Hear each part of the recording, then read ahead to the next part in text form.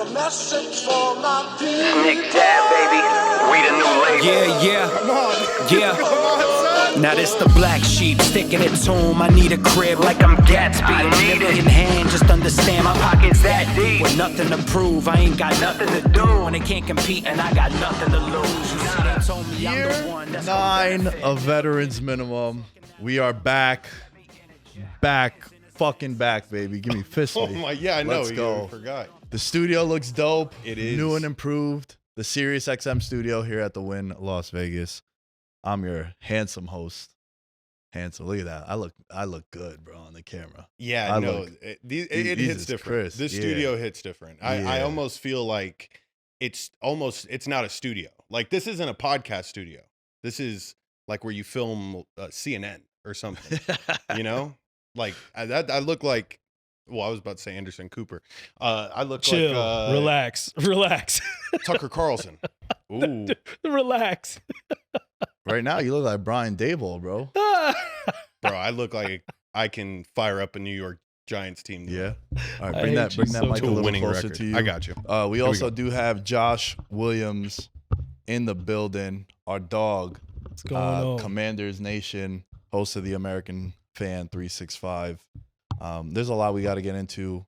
I do want to mention, though, on a serious note, this is the 10th preview show. The first time I ever did Veterans Minimum, the first show we ever did was the preview show. So this is like the official anniversary of the show. So Start this to is your year year. 9. Mm. Been doing this 9 years, coming off a nice lengthy vacation, which we're not going to talk too much about Colombia on this one because there's a lot of shit we got to address and talk about. Yeah. There will be an episode in the very near future that we will be discussing what we can, Josh, about Colombia and the good time that we had and the break that we had. It's the longest that I've gone without recording. So I do feel good. I feel rejuvenated, re-energized, refocused. And I'm ready to go, man. I'm excited for this football season. I'm right with you, dude. And you got at least like a little bit of time away. I mean, I couldn't make it past maybe 2 weeks without telling people my sports takes. Were you just telling random people in Colombia, like, hey, this is what I think about what the Giants just did? Dude, I've never been more checked out. Like, didn't have my laptop with me. I was really enjoying myself. There we go. Yeah, I was enjoying myself on this vacation, and I felt like I needed it. I felt like I deserved it. But enough about that. I want to get right into this.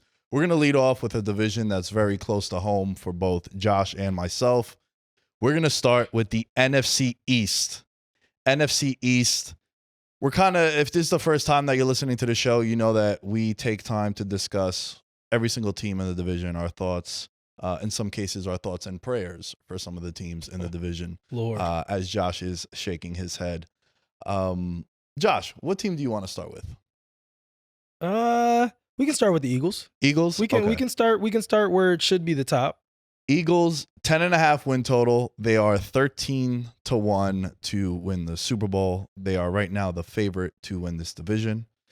The thing that I'm looking at the most, as far as this is one of the 4 best teams in the conference. I think that was the case last year. It's going to be the case this year as well.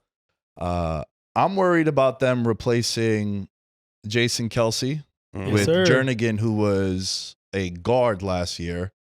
And it was kind of mid too, right? Like he wasn't exactly all PFF. He kind of sucked. And now you have him moving in as center, especially with what the Eagles like to do and with the tush push and how much of a successful thing that was for them. That's number 1 for me. And then we were talking about this before we started recording, Josh, because you went to the Vikings-Eagles preseason game. Secondary, I think, is going to be a big part of it. They're replacing a lot of people in the secondary, a lot of young guys that got to step up now. Our boy, first of his kind, we have a white cornerback. I bet him at 16-1, Josh, to win Rookie of the Year. My analysis was he's a white guy playing DB. This is like he's breaking barriers. Keep it close. Keep it close. Yeah. Just keep it close. That's all we gotta do. Just keep it close. We'll see what happens. We might never have another chance to do this. But on a serious note, I think the secondary is going to be something that we're going to have to keep an eye on. And lastly, with the Eagles, amazing number 1 and 2 wide receiver. Yes. What's after that? Well, look, they pilfered my team, and my team continues to trade in division. That's true. And I mean, listen, if you're third, so now you have 3 number 1 draft pick receivers. Right. You have AJ Brown. You have what's the child from Alabama? Devontae, and then now you have Jahan Dotson. So that's 3 guys that all have the pedigree to be a number 1 guy. Jahan hasn't shown it, obviously. He was hurt last year. His rookie year was solid, but then had some injury issues as well. But he's now in a position to be on a team that's stacked. To your point, my biggest concern about their offense is going to be that offensive line. You replace a Hall of Fame, possibly the best center of all time, with meh. Right. I don't know how that's going to go. And so that's going to be an interesting. That's going to bear some watching, I think, over the next few months. I think it really helps that Jalen Hurts is not new to the NFL right now. Like, had this been an early on Jalen Hurts, he doesn't have that veteran O-line to really guide him through the tough spots. I think this would be like a really tough situation. But I think Jalen Hurts is going to be, for the first time in his career, not looked at as one of the main rushing threats on his team. And I think very similar to what we'll say with the Bills later on, this is a team that's going to run the ball extremely well. And I think this is a year where Saquon Barkley kind of puts a stamp on his reputation in the league. Their schedule is super favorable early on. I mean, the first 4 weeks, you get Green Bay, Atlanta, New Orleans, and Tampa Bay.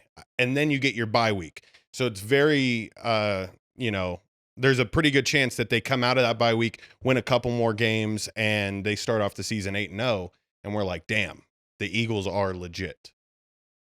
Yeah, I mean, look, last year they started the year 10-1, and the only thing people were doing was bitching and moaning about how bad they looked. In my case, my take was, they're getting it done, though. Like, how many teams look shitty and end up losing? I know my team does. or look great and still find a way to lose. Right, find a way to lose. They were winning these games, and, they had some good wins. They beat the Cowboys last year. They beat the Chiefs. Mm-hmm. They beat the Bills. And they were chilling, and then Jalen Hurts got a little banged up. And that's why I'm so high on the addition of Saquon Barkley going there. Shout out to Matty Betts. You're also a piece of shit because we were at Circa yesterday, bro, and he bet. I haven't bet Barkley for Offensive Player of the Year yet. Okay. So I go to Circa, and he's 33-1. Matty bets him pretty big. I come back from the bathroom. It's 22-1. I'm like, bro, what the hell are we doing? And he's a crazy, but it happened within like 10 minutes. And I was like, you bastard. He's like, if it hits, he's like, I'm going to definitely give you a shout out. I was like, can I get some extra? I want more than a shout out. Hundreds. I need some hundreds on that. I need you to pay out. You got to pay odds. the vig. Yeah, you got to pay the vig between out. 33 to 22. I really think that Barkley going there, a lot of the reason why I do like him for Offensive Player of the Year, like I've been saying for the last 4 or 5 months, is because I think the Eagles saw this and said, hey, this Jalen Hurts, the tush push, and we're amazing on 3rd and 1, 4th and 1. It's great, but dude got kind of banged up towards the tail end of the season. And now you also don't have Jason Kelce. We got to see if that's going to be the 92% that they say it was when they were trying to convert that short yardage stuff. And I think they're just going to, look, Barkley's still in his prime. He has a lot to prove. Yeah. I think they're going to run him into the ground, bro. And I think he'll get like north of 350 touches. He's versatile out the backfield. And I really do think he's going to have the Christian McCaffrey year from last year. I will say, if we think that DeAndre Swift looked good last year, come on. Yeah. And DeAndre Swift was constantly hurt, finally had a healthy season and looked great. Now you actually put an all-pro running back in that position who is still very dynamic, both catching the ball out of the backfield and running the ball. Like I said, it's really going to come down to that offensive line. If the offensive line does their job, they're going to be very, very scary. If the offensive line is shaky, or as George says, their first 4 weeks are pretty favorable. Yeah. If they come out the gate slow, like if they mess around and lose to the Packers and the sky starts falling, how quickly can they right the ship? That's my question. So if they come out and look good versus the Packers, you know what I mean? I think that their season catapults and it really rocket ships up. But if they come out looking flat, I don't know. And it's also important to note they open up against the Packers, and that's technically considered a home game for the Eagles, but it's in Brazil. Yep. Isaiah, why we're not in Brazil that weekend, bro, is kind of crazy. But our boss is here, so I'm gonna just keep it at that. Brazil, we gotta go to Brazil. My bachelor party's gonna be in Brazil, bro. What, did I miss something in Colombia? I'm nowhere near getting married. But I think I might do a fake proposal to do a bachelor party there, so I could find the love of my life. That's where I'm at. You got to do a practice run. Yeah, bro. It's you could say a walkthrough, but really we want to give it our max effort. Yeah, we're trying. We're trying to. We're gonna give you a super max contract. We gotta make sure it's the right thing. Bro, that's diabolical. I'm just correct. But I have them winning the division, the Eagles. Yeah. Everyone here has them. I'm with you on that, dude. Okay. I don't. Yeah. So I have them winning the division. However, I bet the Commanders to win the division. Yo, here's the thing. Very important.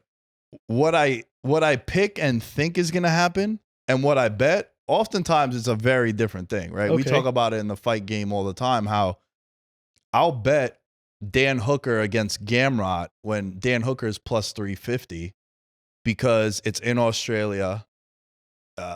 He does a lot of damage in his fight. Gamrot kind of just wrestles and like crotch sniffing, like lays in praise. He doesn't really inflict a lot of damage. And that was just like a bad line. I still had Gamrot winning that fight, not after the fact, but going into, I'm like, I'm probably going to lose my money. But that's what I'm saying with the Commanders.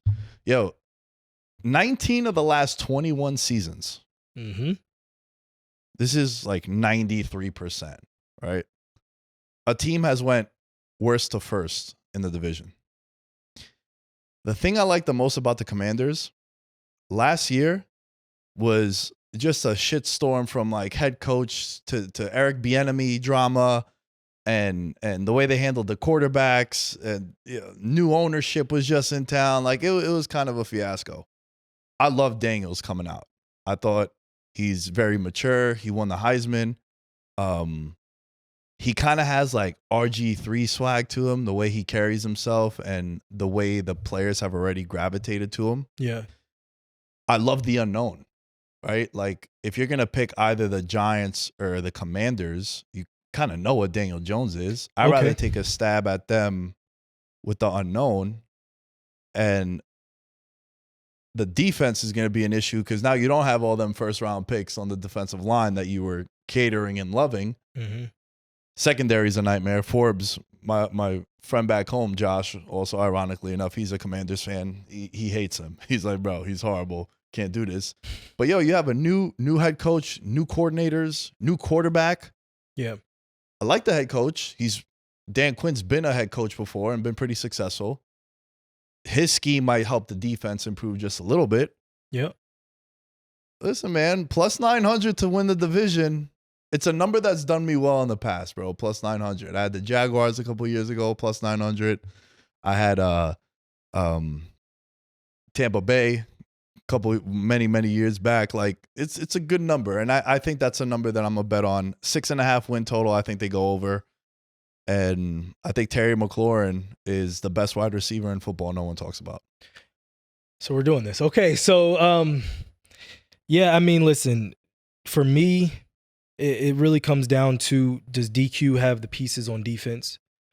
We have a lot of castaways that have come to our team that have looked good, whether that's Jeremy Chin coming from the Panthers or Frankie Louvu and Bobby Wagner.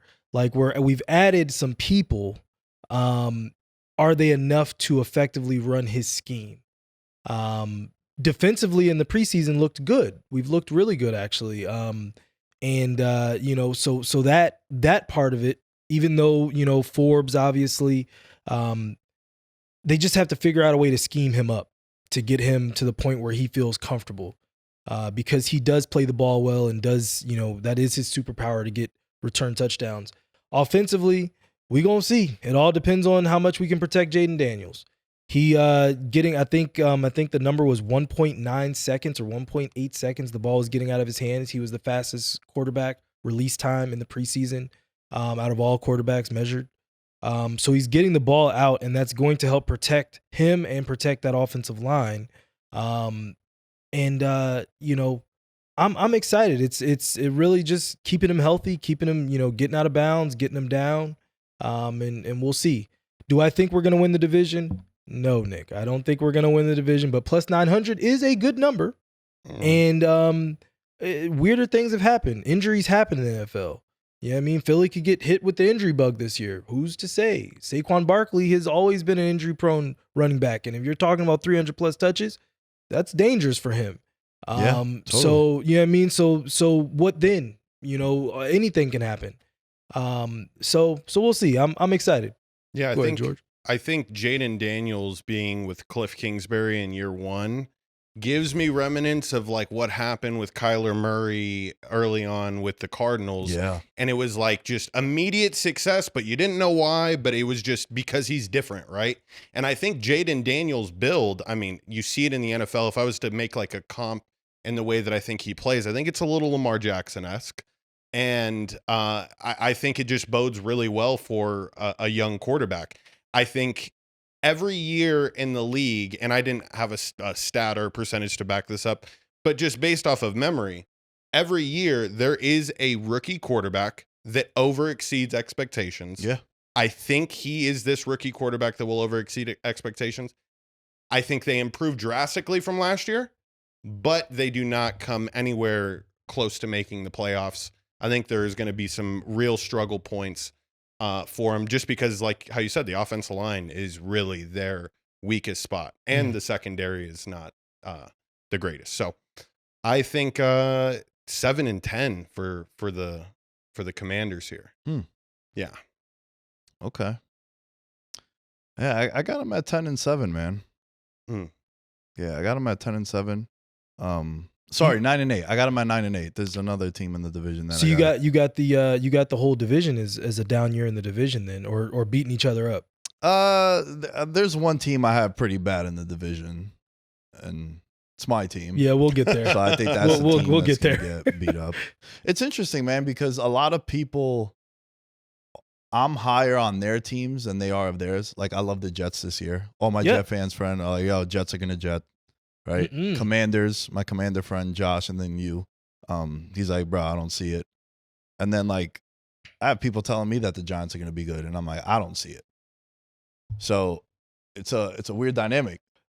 I think as far as your Giants go, man, honestly, the question I asked myself was, do you want them to be decent or do you want them to be bad? Because if they're bad, you guys are in position to then ramify, take advantage of the situation and get your next quarterback.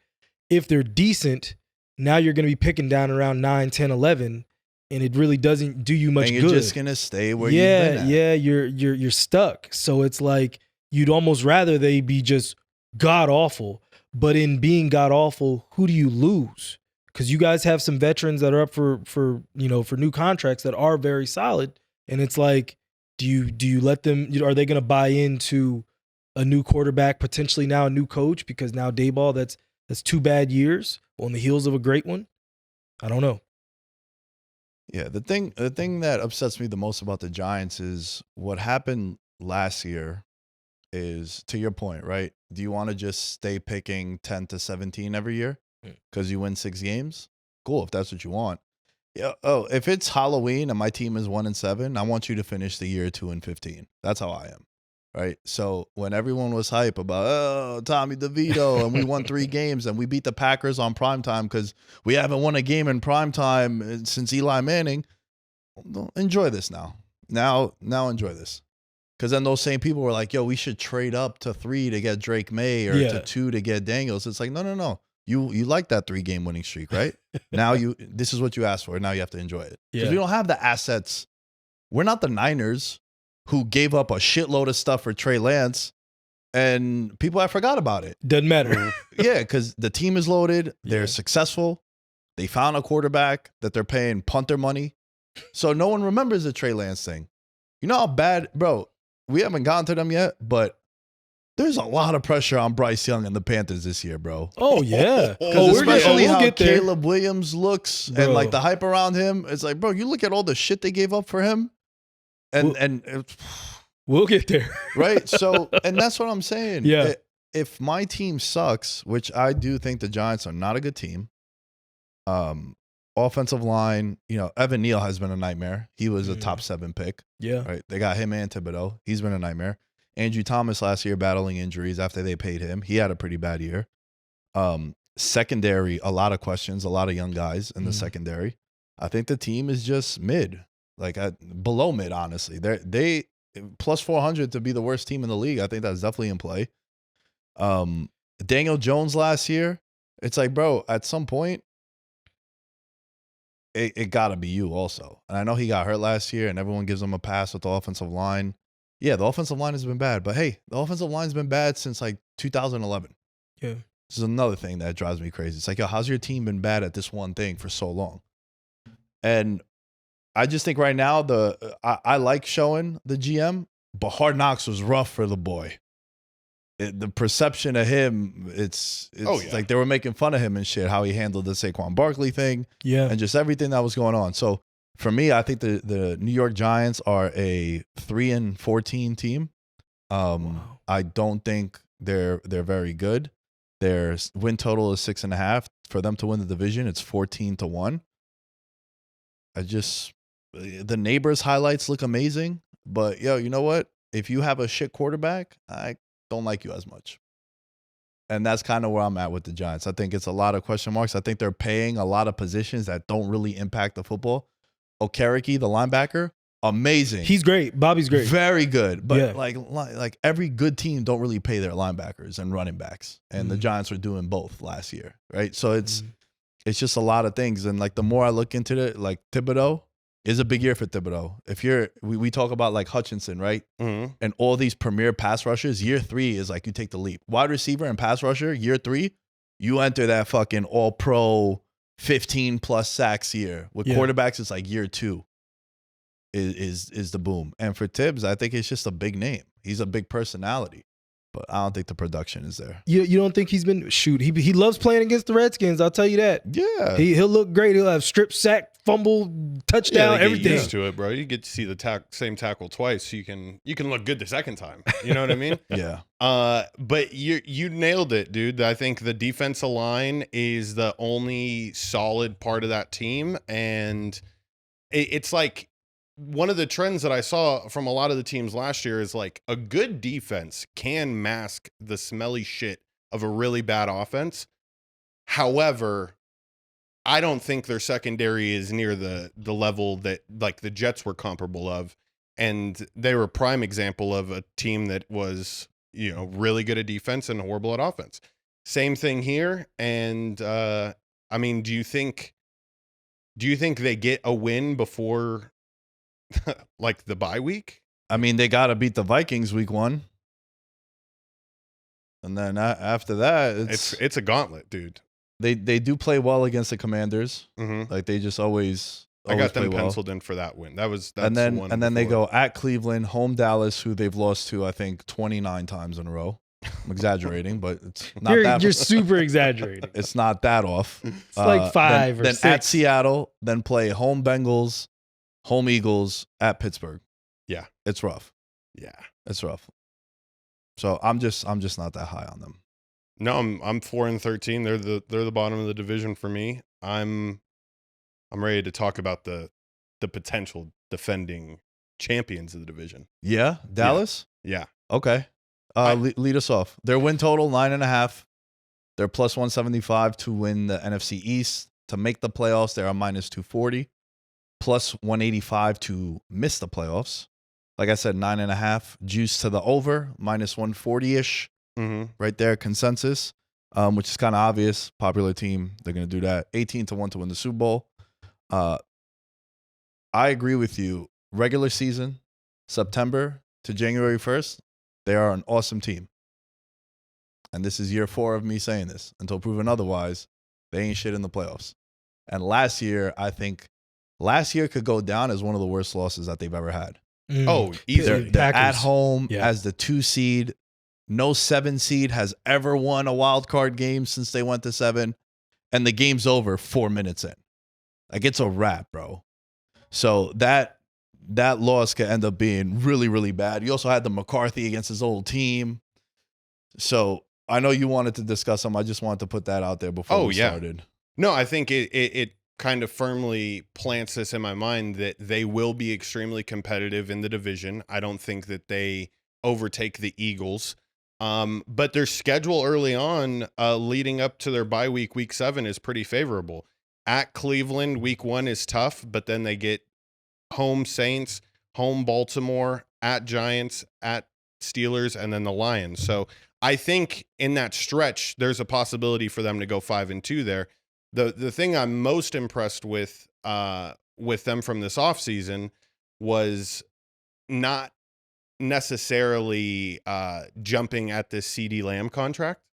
And I'll tell you why. I think when it comes to receivers and skill players especially, bro, I know there's a timing aspect and a factor to it, but sometimes I want my skill player to be in his best mental state. And I think they will work something out. He will not have had to go through all the things that come along with getting signed and going through training camp and all that extra BS. I think the Cowboys are pretty solid in the skill department. Their offensive line, though, this is the first time in like Cowboys in the last 5 years for the Cowboys that their offensive line is questionable. Yeah, in my opinion. And I think them losing Tyron Smith was huge, and they're going to have to rely a lot on their new pieces to, protect Dak. I think they're a great team, though. I got them going 11-6. Yeah, the thing with Dallas also, I want to stay with CeeDee Lamb. I don't know if this is a hot take, but I think right now he's the most valuable offensive player in the league that's not a quarterback. If you factor in what's after him on his team. Yeah. But look around the landscape of the league. If you take away him from Dallas, I think it's like a 4-win swing. Super trouble. They're in super trouble. For what he means to this team. Yeah. Like he's coming off career highs in catches, touchdowns, and receiving yards. 135 for 1749, and he had 12 touchdowns. Yeah. He was literally everything for this offense. Well, to your point though, just look around the league. Justin Jefferson goes down. The Vikings actually do okay. They right the ship. They keep it going. They almost sneak into the playoffs. Right, but I'm also saying the talent, the drop off in talent. Jordan Addison was a first round pick last year. Yeah. So okay. Just in terms of what's around him. That's what I mean. Yeah. There's been guys Dolphins that get hurt and like the team might like weather the storm. I'm not saying CeeDee Lamb, Justin Jefferson being off the team, the Vikings are better. Like, no. He's the best receiver in the league. They're better with him on the field. Yes. But CeeDee Lamb, like even Tyreek Hill, right? Tyreek Hill, Jalen Waddle's there. Jalen Waddle, pretty productive. Who else? They got. They have a few receivers. Actually, they got Odell now, but as your third receiver, sure, it's solid. Okay, if healthy, if ready, if right mindset, all that good stuff. So I just think that right now the Cowboys, I'm with you. I have them at 10-7. They're gonna get Trayvon Diggs back, but they lost Bland. He just broke his fibula, so he's going to be out for 2 months. So this is a team that they're good, man. They're very, very good, actually. They've won the most games in the NFL the last 5 years in the regular season. That's crazy. Like they are a premier team. They're America's team. They're also good. But when the stars get bright, they fold. They lose their stars on the helmet, is what you're saying. I don't see it this year. To what George was just saying, they don't have the skill position players. We're trotting Zeke back out there. Zeke's RB1. How many times are we going to see this? Zeke's RB1. After CeeDee Lamb, we got Brandon. 37-year-old Cooks. Jalen Tolbert's okay, but they don't have. So back to Nick's point. Yeah, I mean they do have a significant drop off. So if CeeDee Lamb gets hurt, or if now he's getting doubled and tripled, and it's like someone else beat us. What are you gonna do? It's gonna be very interesting. And then also to your point too, the offensive line. Yeah, I mean their offensive line is getting older, but then also not as great. That's been their strength for probably the last decade. Yep. Was their O-line, and now their O-line is starting to show some cracks. I actually had them third in the division. I actually had us going second. So Okay. I had the Eagles going first. I had the Commanders second, and then I had the Cowboys third. I had us very close. I see us both at around 9 or 10 wins. But yeah, I'm happy you learned how the math works with wins. Because last year you had 3 teams in this division winning 12 everybody games. had 12. Yeah, I was everyone had let me 12. be Oprah, man. Let me be Oprah. Speaking of 12, mine, I got Eagles 12-5, Cowboys 10-7, Commanders 9-8, Giants bottom of the barrel 3-14. I got Eagles going 13-4, Cowboys coming in second going 11-6, Commanders coming in third going 7-10, Giants with a 4-13 record, baby. This is going to be dare I say, one of these teams will be in the Super Bowl. Wow. The NFC East. They're known for late runs and wild card spots that are meaningful. Wow. I don't know. It's a tough division. Bengals, Ravens, Browns, Steelers. Fun fact, last year, the most wins a division has had since the merger combined. All the teams went above 500. We had said last year that the win total, Josh, if you took all the wins of the teams last year and added them up, it was the most in NFL history. Yes. So the division was expected to be good, and it was, right? You had 4 teams that finished with a above 500 record. Even the Bengals, despite losing Joe Burrow, which, again, 19 of the last 21 seasons, a team has gone from worst to first in the division. And I think this is the most popular chalk play. And sometimes chalk is good, usually hits. And that's where I want to start off with the Bengals. 15-1 to win the Super Bowl. Their win total is 10.5. They are now, in some places, George, the favorite for this division. I think the handicap is pretty simple. They have a last place schedule, and they didn't have their quarterback last year. And when he was healthy last year, in the 5 games he played, they went 4-1. And they beat the shit out of the Niners in that one game. Like, bad. Because you remember we were talking about Burrow for MVP. Yep. We had bet him at 50-1. He was my preseason bet. And then I doubled down on it. And before the Thursday night football game against the Ravens, he was like plus 800. Yep. I was holding 50-1, and I was like, I was feeling myself, bro. And then he goes down, right? And I think the thing with Burrow, there's a lot of pressure on him this year too.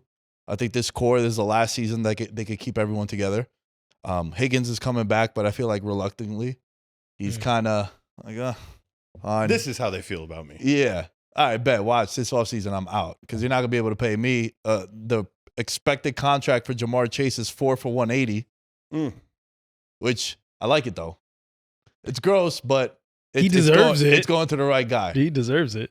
Look, man, I think it's really simple. This is a team that I have going to the AFC title game. As long as Joe Burrow is healthy, that's kind of where they go, right? We talk about Mahomes every year he's been in the league. When he plays, they go to the AFC title game. The one year that he played all the games, they went to the Super Bowl. And then the year after, they lost the overtime game against the Chiefs. And I think it's that simple. Last place schedule, they didn't have their quarterback last year. When they did have him, they were 4-1 in those games. They look really good. And that's really my handicap, man. I think this is going to be the most popular worst to first place team. Yeah. And I think it's justified. They have a top 3 quarterback who didn't play last year.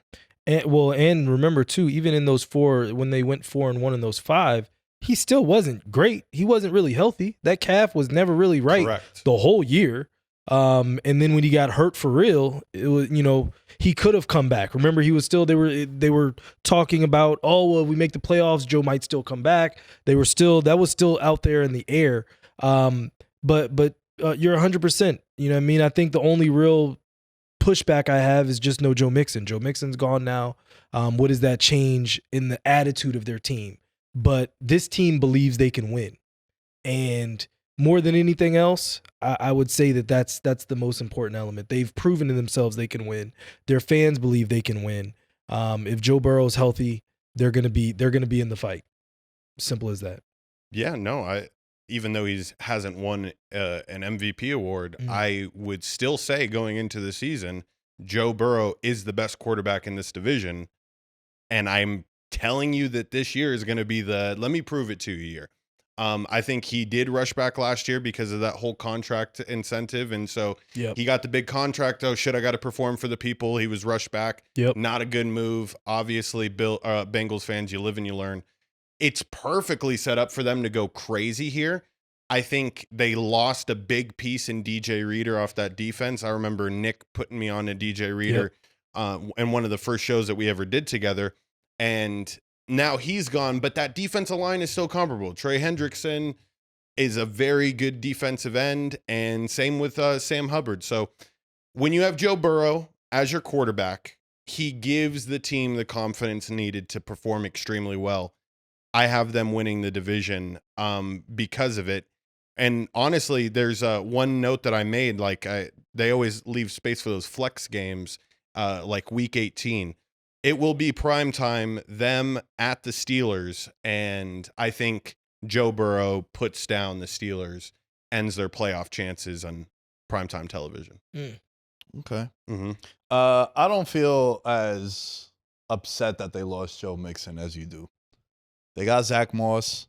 They got Chase Brown, who last year, Chase Brown, I remember watching a Bengals game. I was like, yo, who the fuck is that? He just had some nice plays. Shifty, explosive. Yeah. I think they complement one another really well. Zach Moss went to the Colts last year, and I remember being like, holy shit, they just paid Jonathan Taylor. Why did they? Because Zach Moss was he did look running good. amok. He was going crazy. So I'm not really worried too much about the running back position. Running back, most hypocritical I am of any position in all of professional sports, it's the running back. If you have a good one, cool. When it's time to pay him, I probably wouldn't. I wouldn't want to. Let someone else do it. And I think that's what they're doing here. They're like, yo, Zach Moss, Chase Brown, we can get that. We're not going to give Mixon 13. So let's just get 2 running backs for the price of 1. And we got to keep Joe Burrow healthy. And that's really it. I think the handicap is like, yo, keep Joe Burrow with the blonde hair now, little Cody Rhodes, finish your story, and keep him protected. And let's do that. Look, they went 9-8 last year, and they missed out because of tiebreakers. Yeah, literally, right. And Jake Browning stepped in. So I think this team is they're experienced. They got their coordinators still. I think it's a good thing for Zach Taylor that all right, Burrow is obviously the man, but hey man, I'm a pretty good coach too. So I love them this year, man. I loved them last year. They were my pick to win the Super Bowl last year. I'm not going that far. I do have another team in the AFC that I think is going to win the Super Bowl. It's going to surprise a lot of people. But to me, they're a good candidate to be the number 1 seed in the AFC this year. I got the Bengals at 12-5 and winning this division. Okay. Nice. I got them at 13-4. That schedule is so favorable. And I think this is the best offensive line that Joe Burrow's had in all his years playing there. So there's no reason as to why there should be any issues in that department. And yo, you know what else too about Burrow and the Bengals? They play the Chiefs, Eagles, and Cowboys throughout the season. And for them, they're not intimidated, bro. Oh, yeah. No. Burrowhead, right? They go into any building and they're confident. As long as they got number 9, they're good. And I like that. And they feed off that energy with Joe Burrow. So to me, this is the best team in the division. And I see a lot of regression for the team that won it last year. And that's the Baltimore Ravens. You ready for the first hot take of this podcast? Shit, let's see it. Is it spicy? The Ravens will not make the playoffs this year. Wow. Boom. Yep. They have the 4th hardest schedule in the NFL. And the way I like to talk about strength of schedule, it's a lot of people use the win percentage of the teams from last year, like how they did last year. And that's not the case. For me, it's what's the expected win total for the teams this year. And then also I like to look at yo, what quarterbacks are you playing? Right. And last year there was a lot of Dorian Thompson. What was that dude's name? DTR. DRT. Yeah. DTR. Was it? DTR. Dorian Thomas Robinson. Jared Goff outdoors. They played backups. Like if you look at their schedule, they got a lot of favorable matchups where they weren't playing anybody really. Like, that was AFC North football last year. They lose 3 offensive linemen. They have a new defensive coordinator. Like I said, they caught a lot of breaks with the quarterbacks they played last year. And they have the 4th hardest schedule in the NFL. And I also think now you have the Bengals are back with Burrow. It's always going to be a bar fight. Any matchup between those 4, even if the Steelers were to go 2-15, one of the wins would be against like Baltimore. Right? So even when those teams are bad, it's like how the old NFC East used to be. Yep. Where even when it was bad, you would still have teams just beating the shit out of each other. And that's what's going to happen in this division. And look, man, I think that first game against Kansas City is going to be really important. They're playing in Kansas City. They're opening the season against them. And Lamar has lost, I think, 15, 20 pounds. He's thinner. Yeah. I don't know if I like that. Yeah, He's a guy who already has had injury stuff going on, and now you're getting even smaller. I don't know. I'm not the biggest fan of that. And you're counting on guys like Zay Flowers to take the next step. I think he'll come back with a big season because remember he fumbled at the 1-yard line. Oh, we talked about that. And that was pretty rough and pretty dumb. And look, man, they lost their running backs from last year. Both of them are gone. Yeah. They get Derrick Henry, which I do like. Okay, I was about to say who did they replace them with? I do like Derrick Henry for sure. Okay. Especially on this team. And look, man, I think that they're a team that's going to regress. I'm not that high on Lamar Jackson and the Ravens this year. I have them missing the playoffs. I think it's less so because of the offense, and it's more so because of like the defense was legit last year.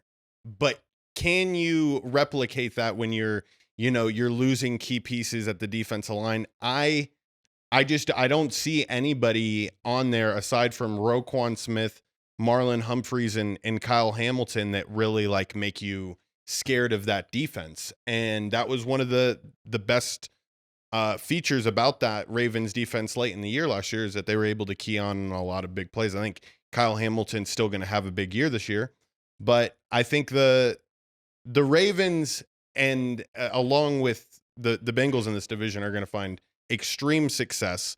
I don't see any real competition, like you said, Nick, about any teams that they play in the NFC. Like when I was going through each game, I'm like, man, the AFC is so much better than the NFC. It's crazy. I don't think there's ever been this big of a disparagement between the two of them. I really do think, though, they make the playoffs. I think they make a run. Lamar is still him, and I think he gets a little lighter. He gets Derrick Henry, and they're gonna run the ball heavy on a lot of these teams. Plus 200 to miss the playoffs. So like I'm going out on a limb by saying that. they're minus 270 to make the playoffs. So this is definitely based on the odds a take. I'll just simply say they were the number 1 rushing team in the league last year. And you add a beast to that situation. He's a king. The read option in the RPO game that they can run with those two is disgusting. And if you put 8 in the box to try and slow it down, you're going to be putting yourself at your own peril. I think that they get to 13 wins. They're a very dangerous team. They did lose Patrick Queen, so that does shift their team a little bit. Yep. But Roquan Smith looked good last year. I don't see them losing much unless it's Mahomes. Yeah. Week 1, do you think that's the time to beat Mahomes? I have them beating KC week 1. Yeah, I mean that's if you're gonna beat them, that's when you beat them. Don't ask to beat them when it gets cold and they get locked in. But I mean, when they're getting the rings, that's your opportunity if you're gonna beat them. Yeah, man. I just think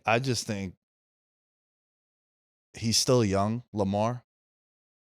Like last year was the year to do it, bro. How perfect was it for you? You're the 1 seed. You're at home. Chiefs got to go on the road to Buffalo, go back to Kansas City, then come back to you. and you just laid a massive egg. I think that's their ceiling. I don't think they ever get to a Super Bowl, and I don't think they make the playoffs this year. You just got caught in that era, bro. It's the Mahomes era. That's it. A lot of guys gonna get snake bit by that. Right? It was the same shit with like Jordan. Yeah. Right, to go to another sport. It's the same thing like LeBron during his time. How many teams in the East were good, and then it's like, oh shit, we gotta play the Cavs. Like Toronto was a 1 seed. How many times, and they would get swept. They by, were never good enough. Yeah, but I'm saying you just got caught in the era, bro. Like let's go into the fight game. Maybe Covington is a champion if it's not for Usman, and Gilbert Burns is a champion, and then how many guys at 205? It's like, bro, John Jones is here. It's a wrap. Not getting it. Soccer, Messi and Ronaldo for 15 years winning Ballon d'Ors. You're just stuck in that era, and right now it's the Mahomes era. I think Lamar last year, it was the perfect storm. You're the 1 seed. Your whole team is healthy. Dudes are getting hurt on other teams. Yeah. You're running into, like we said before, you played CJ Stroud in like his 3rd start, right? You played the Bengals without Burrow. You had shit going on with Kenny Pickett. Well, hey, they even beat you. Yeah. Right? Like, I just think that this team, they're playing the 6th toughest schedule in the NFL. They play, obviously, the North, and then they play the Chiefs, Bills, and Cowboys. Then they also play the Eagles and the Texans. Like, these are hard games. And look, they're also a hell of a team, too. They're 10-1 to win the Super Bowl. Only the Chiefs and the Niners have better odds than them. But I really do think that they don't make the playoffs this year. Wow. Yeah, I mean, I think there will be another team that makes the playoffs from this division. I think it's going to be a 3-teamer again. Like I think the division is that loaded. Just based on last year, this entire division was empty at the quarterback position. I mean, we were just seeing backup after backup and trying this and that, and the defense has shined, and now you're going to get a good mix of everything. And I think, shit, dude, you see 3 teams. Yo, I think only Cincinnati makes the playoffs. Oh, wow. Wow. Yeah. Okay. Yeah. The more I looked into this division, the less I liked it. So, like, let's go over to Cleveland, right? Their defense was good, but not really that good. They also benefited from some shitty quarterbacks. When they were on the road, it was like a JV team. Like, you could get them on the road. You saw what happened in the playoff game. Yeah. Against the Texans. Myles Garrett, Defensive Player of the Year last year, absolute non-factor in the playoff game. Yep. Like, non-factor. He didn't even suit up. Yeah. He did, but he didn't.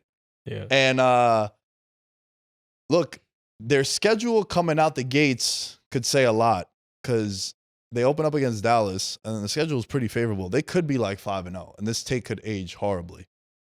But the biggest handicap is Watson.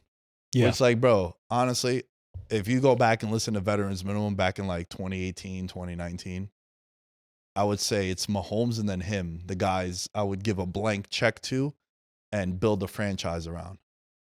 We want him to be that guy from 4 years ago.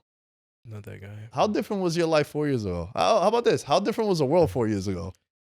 A lot of shit has changed, bro. And you want this guy to be as good as he once was in 2020? I don't see it no more, man. He can't throw a spiral. He's missing guys like on drag routes. Yeah. It looks pretty bad. I just don't think I'm 8-9, 7-10. That's kind of where I got the Browns at. Yeah, I said on the American Fan, he hasn't been the same since we found out about his jerk off fetish. Yeah, it hasn't. He has not been the same guy. We keep waiting for the old guy to return, and I just don't think he's got it in him anymore. I'd be very excited to see it if it came out. If all of a sudden he looked like the Deshaun Watson of old, but I don't think he's that guy. I've got them at 9-8.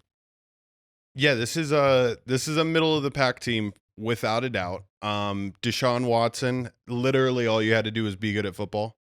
Like, we would have forgot. And the fact that Joe Flacco came in last year and pretty much just disgraced every plan that they had for you anyways, he should have retired.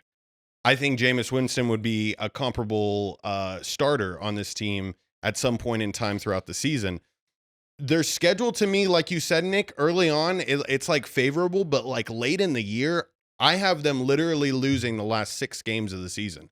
I mean, you're going versus or at the Steelers versus Kansas City, at the Bengals versus Miami, and then at Baltimore. It's like, this is one of the toughest finishes for any team, and shit, they've not been healthy these past couple of years. Third hardest schedule in the NFL.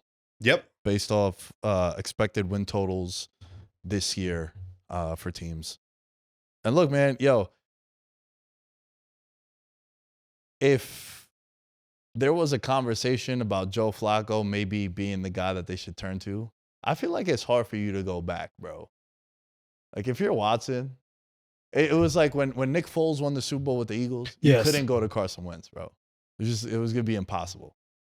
Like, the whole team is going to be like, bro, come on, this guy won a Super Bowl with us. And look, I've been someone that said, like, Nick Foles in 11 seasons was on 7 different teams. So he was trash. He just got hot at the right time, and he had a perfect situation, right? After that, it's hard for you to be like, we're going to go back to this guy. It's just, like, mentally, I wouldn't be able to do that. Yeah. I wouldn't want to be in that building. If George won the Super Bowl and I was the starting quarterback and then George won the Super Bowl, how can I want to be on that team, bro? It's not my team no more.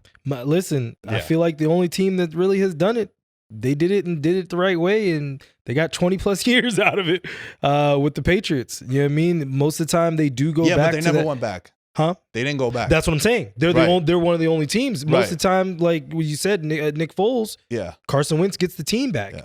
Bledsoe came in like the AFC title game, and they beat Pittsburgh, but then they went back to Brady. Went right back to Brady, and Brady never gave it up again. Yeah. You know what I mean? But everybody else, sadly, they do go back to that quarterback. Right or wrong. But you're 100% correct. They shouldn't. But yeah, I mean, Flacco also was like 75 years old, so his age kind of aged him out too. It's crazy because I feel like this has definitely changed. In the NFL, you no longer ride the hot hand. Like, if that quarterback was winning and continued to win, in today's NFL, there's still another quarterback that would be considered for that spot, which is so messed up because it's just like, you got to go with what's working. Yes and no. If Mahomes goes down and a guy comes in and he wins 9 games in a row, when Mahomes is healthy, you know who's going to start? Mahomes. That's right. It used to be, remember when Matt Flynn was with the Packers? Yep. And Rodgers would go down and he'd win like 6 games in a row. Yep. And then got paid by the Seahawks. Never looked right again. Right. But Green Bay was like, yo, Matt, A-Rod is good, bro. Yeah. Hey, step aside. We don't care how many games you won. But for real though, like, look, Jake Browning played pretty well last year. No hesitation. Yo, Joe, you're back, bro. Joe B, you're back. No, you have to be hot, bro. Like, you got to be undefeated. Nah, I think you can't just be Jake Browning good.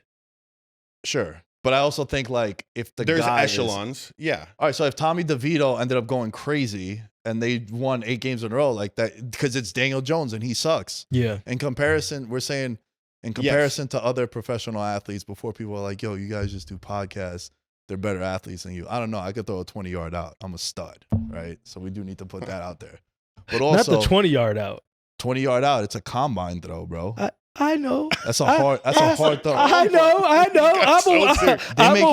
They make you throw it at the combine. Bro, what's your 3 cone? What's your 3 cone, bro? Yo, ISO cam. ISO. I throw a professional NFL combine 20-yard out. Why is it so hard to believe? You guys look at the beer belly. No, you think I'm not... I wasn't judging you. I was just verifying. That's dope. Show me the scouting report, bro. I know if I can believe it. This guy is like he gets so bit out of shape. We really you really lucky. I'm getting old and fat, man. It's all right. That's all right, man. It's okay. I'm gonna come out of retirement one more time and be like, John's actually decent. In comparison to other quarterbacks, he sucks. Yes. Daniel Jones, right? So if Tommy DeVito went crazy, there'd be a conversation and be like, yo, bro, your job isn't yours. It's not locked in. Whereas with Jake Browning and Burrow, it's like, nah, man, Joe's come back. And that's what I was getting at with the Watson thing. And I know we went off on a tangent. And of course, if I could big up myself, Josh and George, and explain how good of an athlete I am, I'm gonna. All right, Steelers. This is the year they go below 500. And the streak ends. 8.5 wins. They're 50-1 to win the Super Bowl. They have a tough schedule. They have a new offensive coordinator in Arthur Smith. Expect a lot of play action. That's like his thing. His bread and butter is that. When he was with the Titans and then when he was down in Atlanta. The thing that has me off the Pittsburgh Steelers, Josh, is they went 9-2 in one-score games last year. It's impossible for you to replicate that. So even if they go 500 in those games, that's below 500. I think they go under their win total, and I think they don't fire Tomlin, but I think it's like, hey, man, we're going to go in a different direction, mutual departure. We don't know what's at quarterback. Maybe we could start fresh with GM, head coach, he gets his quarterback, and then we find a new guy for 15, 20 years. Wow. It's not that he's a bad coach. It's just that he's been there for so long. New voice. Yeah. New voice. It just grew stale. Man, there's not many things that in terms of betting that I can hang my hat on, but this is one of them. Outside of Tomlin stroking out on the field, he will get that team 9 wins. I don't care what he's got to do, what has to happen. Every year we're like, oh man, they're like 2-7. And then they rattle off 5 in a row to get themselves in position to not go under 500. So, yeah, I mean, I haven't looked at their schedule, but I don't even have to. I know that they'll get to 9, and they'll be scratching at the playoffs as they always are. I think it really comes down to what do they see the season as? I think they have to start Russ. They have to. I think you should. Because if you don't start him, you won't have him. And if JT comes out looking bad, if Fields looks bad coming out, it's hard to go to Russ in that situation. If Russ doesn't look good, you have a backup strategy that's a top 5 quarterback as far as his draft class. So, I'm excited to see what they do. We're gonna see. See. Russ would mentally check out for the entire season if he doesn't go out there and start game 1. It would just have not been a good way to get it kicked off. I think the defense is going to be much improved. Patrick Queen, finally, it brings back a toughness to the middle of that Steelers defense where I don't have to worry about, oh my God, is TJ Watt 100% this week? Do we have a chance? I think that's going to take a huge pressure off of this offense that, in my opinion, is going to be just perfectly average. I mean, there's not times, there really hasn't been any times in the NFL where a 2-quarterback system is, the way that you are going to get wins. Like, this isn't college football in 2010. So I got the Steelers making a 9-8 record somehow. The beginning of their schedule is pretty garbage. How much fun is Monday, October 28th going to be when they play the Giants? Stoked for that one. Great job, Monday Night Football. But that's what consumes the beginning part of their schedule. Their last 4 games, though, you got at Baltimore versus Kansas City, at the Eagles, and versus the Bengals. So it is just a gauntlet to close out the year. So I'm hoping they've hit that 500 by week 14. If not, this is it's going to be a rough ending. It's going to be a rough ride. It's going to be a rough ending because I don't think Tomlin would allow it to happen. I'd resign. Like, as the week 18 game is about to finish, I resigned. I never had a losing season. And credit to him for sure for his success because, man, he hasn't had good quarterback play since I think the last time they won a playoff game, which was 2017. Yeah. Remember, they lost to the Jaguars at home. Mm-hmm. That was like the last of the 3 Bs, AB, Bell, and Big Ben. And then it's been trash. Like the tail end, the last 2 years of Big Ben was horrible. Then the Kenny Pickett, in comparison to what he had before, right? Like Big Ben's a Hall of Famer, first ballot. But in comparison to what he was at the end, it was trash. Yeah. And then he had Kenny Pickett, Mitchell Trubisky, Mason Rudolph, what was the guy's name? Duck Hodges. Like, he had shit quarterbacks, and he was winning He's been over 500. Yeah. So he's done a lot with a little. I think you start Russ and you have a short leash on him. 3 games. If you have 2 picks, if you have 2 touchdowns, 5 interceptions, we got to go with Fields just to see. Yeah. Because maybe Fields, fresh start. It was horrible in Chicago how it ended. You knew you were getting replaced. Maybe you come here and you have a second win in your career. Yep. So that's how I would approach it if I'm Pittsburgh. But to me, I think they're last in the division. I have 12-5 for the Bengals as my 1 seed. I have the Ravens at 9-8, the Browns at 8-9, and I got the Steelers at 6-11. Okay. Josh, how about you? I got the Ravens at 13-4, the Bengals at 12-5, the Steelers at 10-7, and the Browns at 9-8. So everybody's still over 500. I got everybody over 500. In first, the Bengals 13-4. Second place, the Ravens 12-5. Third place, the Browns at 9-8, and at fourth place, the Steelers at 9-8. So it's going to be very competitive. They are going to kick the living shit out of the NFC. I can't wait to see those spreads throughout the season, bro. It's going to be an AFC powerhouse. All right, we spent a lot of time on those 2 divisions, one being close to home for us in the NFC East, and then AFC North, though I might not think is going to be as competitive. It is a very compelling division. A division I'm not that excited about, AFC South. We'll probably shave some time off the runtime that we have for the show with this one. Texans, Jaguars, Colts, and the Titans. The favorite, the Houston Texans, 15-1 to win the Lombardi Trophy, 9.5 win total. Last year, we're one of those teams that went worst to first. Mm-hmm. Right? C.J. Stroud came in. To George's point before, there's always a rookie that comes in and you're like, holy shit, he's a top 5 guy. Or at least it seems like it, right? And that's what C.J. Stroud did last year. They're minus 200 to make the playoffs, plus 160 to miss the playoffs. I wanted to love the Texans. Around week 11 or 12 last year, I was like, yo, there's 2 teams, bro. I wish I could bet right now and give me odds on them right now for next year. Mm-hmm. It was Houston and it was the Packers. Both teams end up going to the Final Four in their conference. It fucked everything up because now they have a lot of hype and attention. They make the big trade for Stephon Diggs. Now you look at their roster, they have 3 legit wide receivers. Mm-hmm. They got a stud tight end in Schultz. And they bring in your boy Joe Mixon.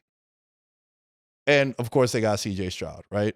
They have they're tied for the 4th hardest schedule in the NFL.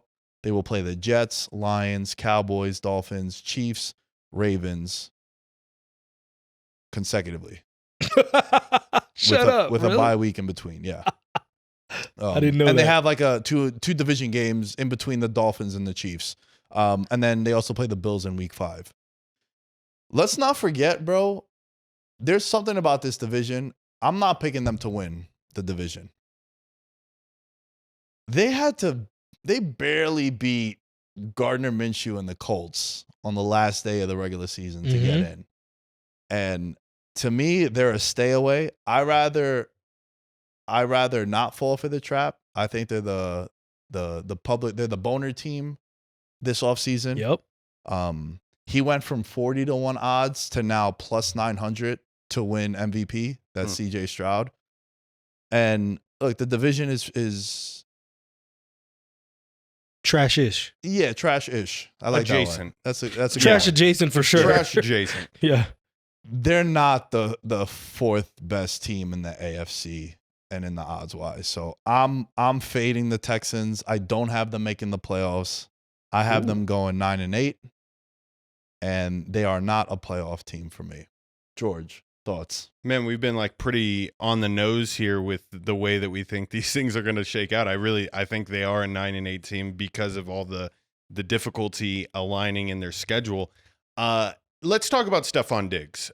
Sometimes when receivers, especially pretty good receivers, are added to teams, you're like, okay, this is going to help bolster that offensive production. What happens when you add a person that is going to garner a lot of attention on an offense that's already stable? You know, like the Texans weren't hurting for, in my opinion, another receiver to throw to. it's already been some of the things that the beat writers are talking about as far as, is Stephon Diggs going to come in and demand the ball from CJ Stroud, and how does the young kid handle that? Mm-hmm. I don't necessarily, believe too much of what I heard come out of Buffalo. You know what I mean? Because Buffalo fans and all the players kept their mouth shut when he was doing what he was supposed to in those first couple of years. Maybe he did rub people wrong at the end. But Stephon Diggs is also 31 years old. And so, like, I don't think that this is an addition that, makes their odds jump drastically.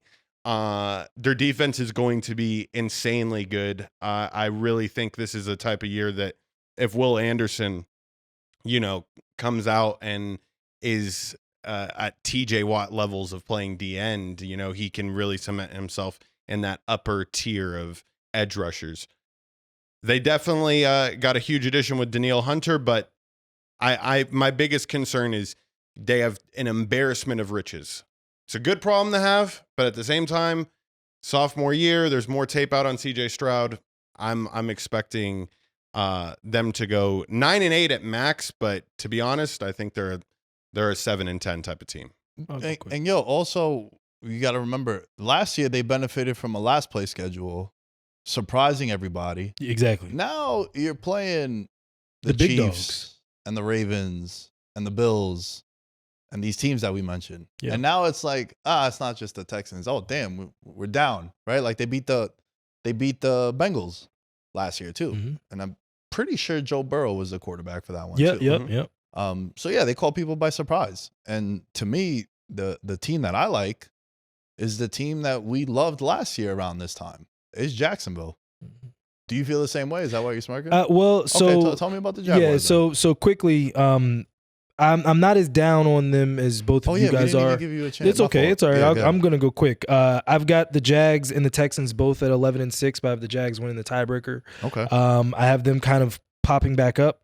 As far as the Texans go, right to your point, last year, surprise. Hey, we had the number 2 pick.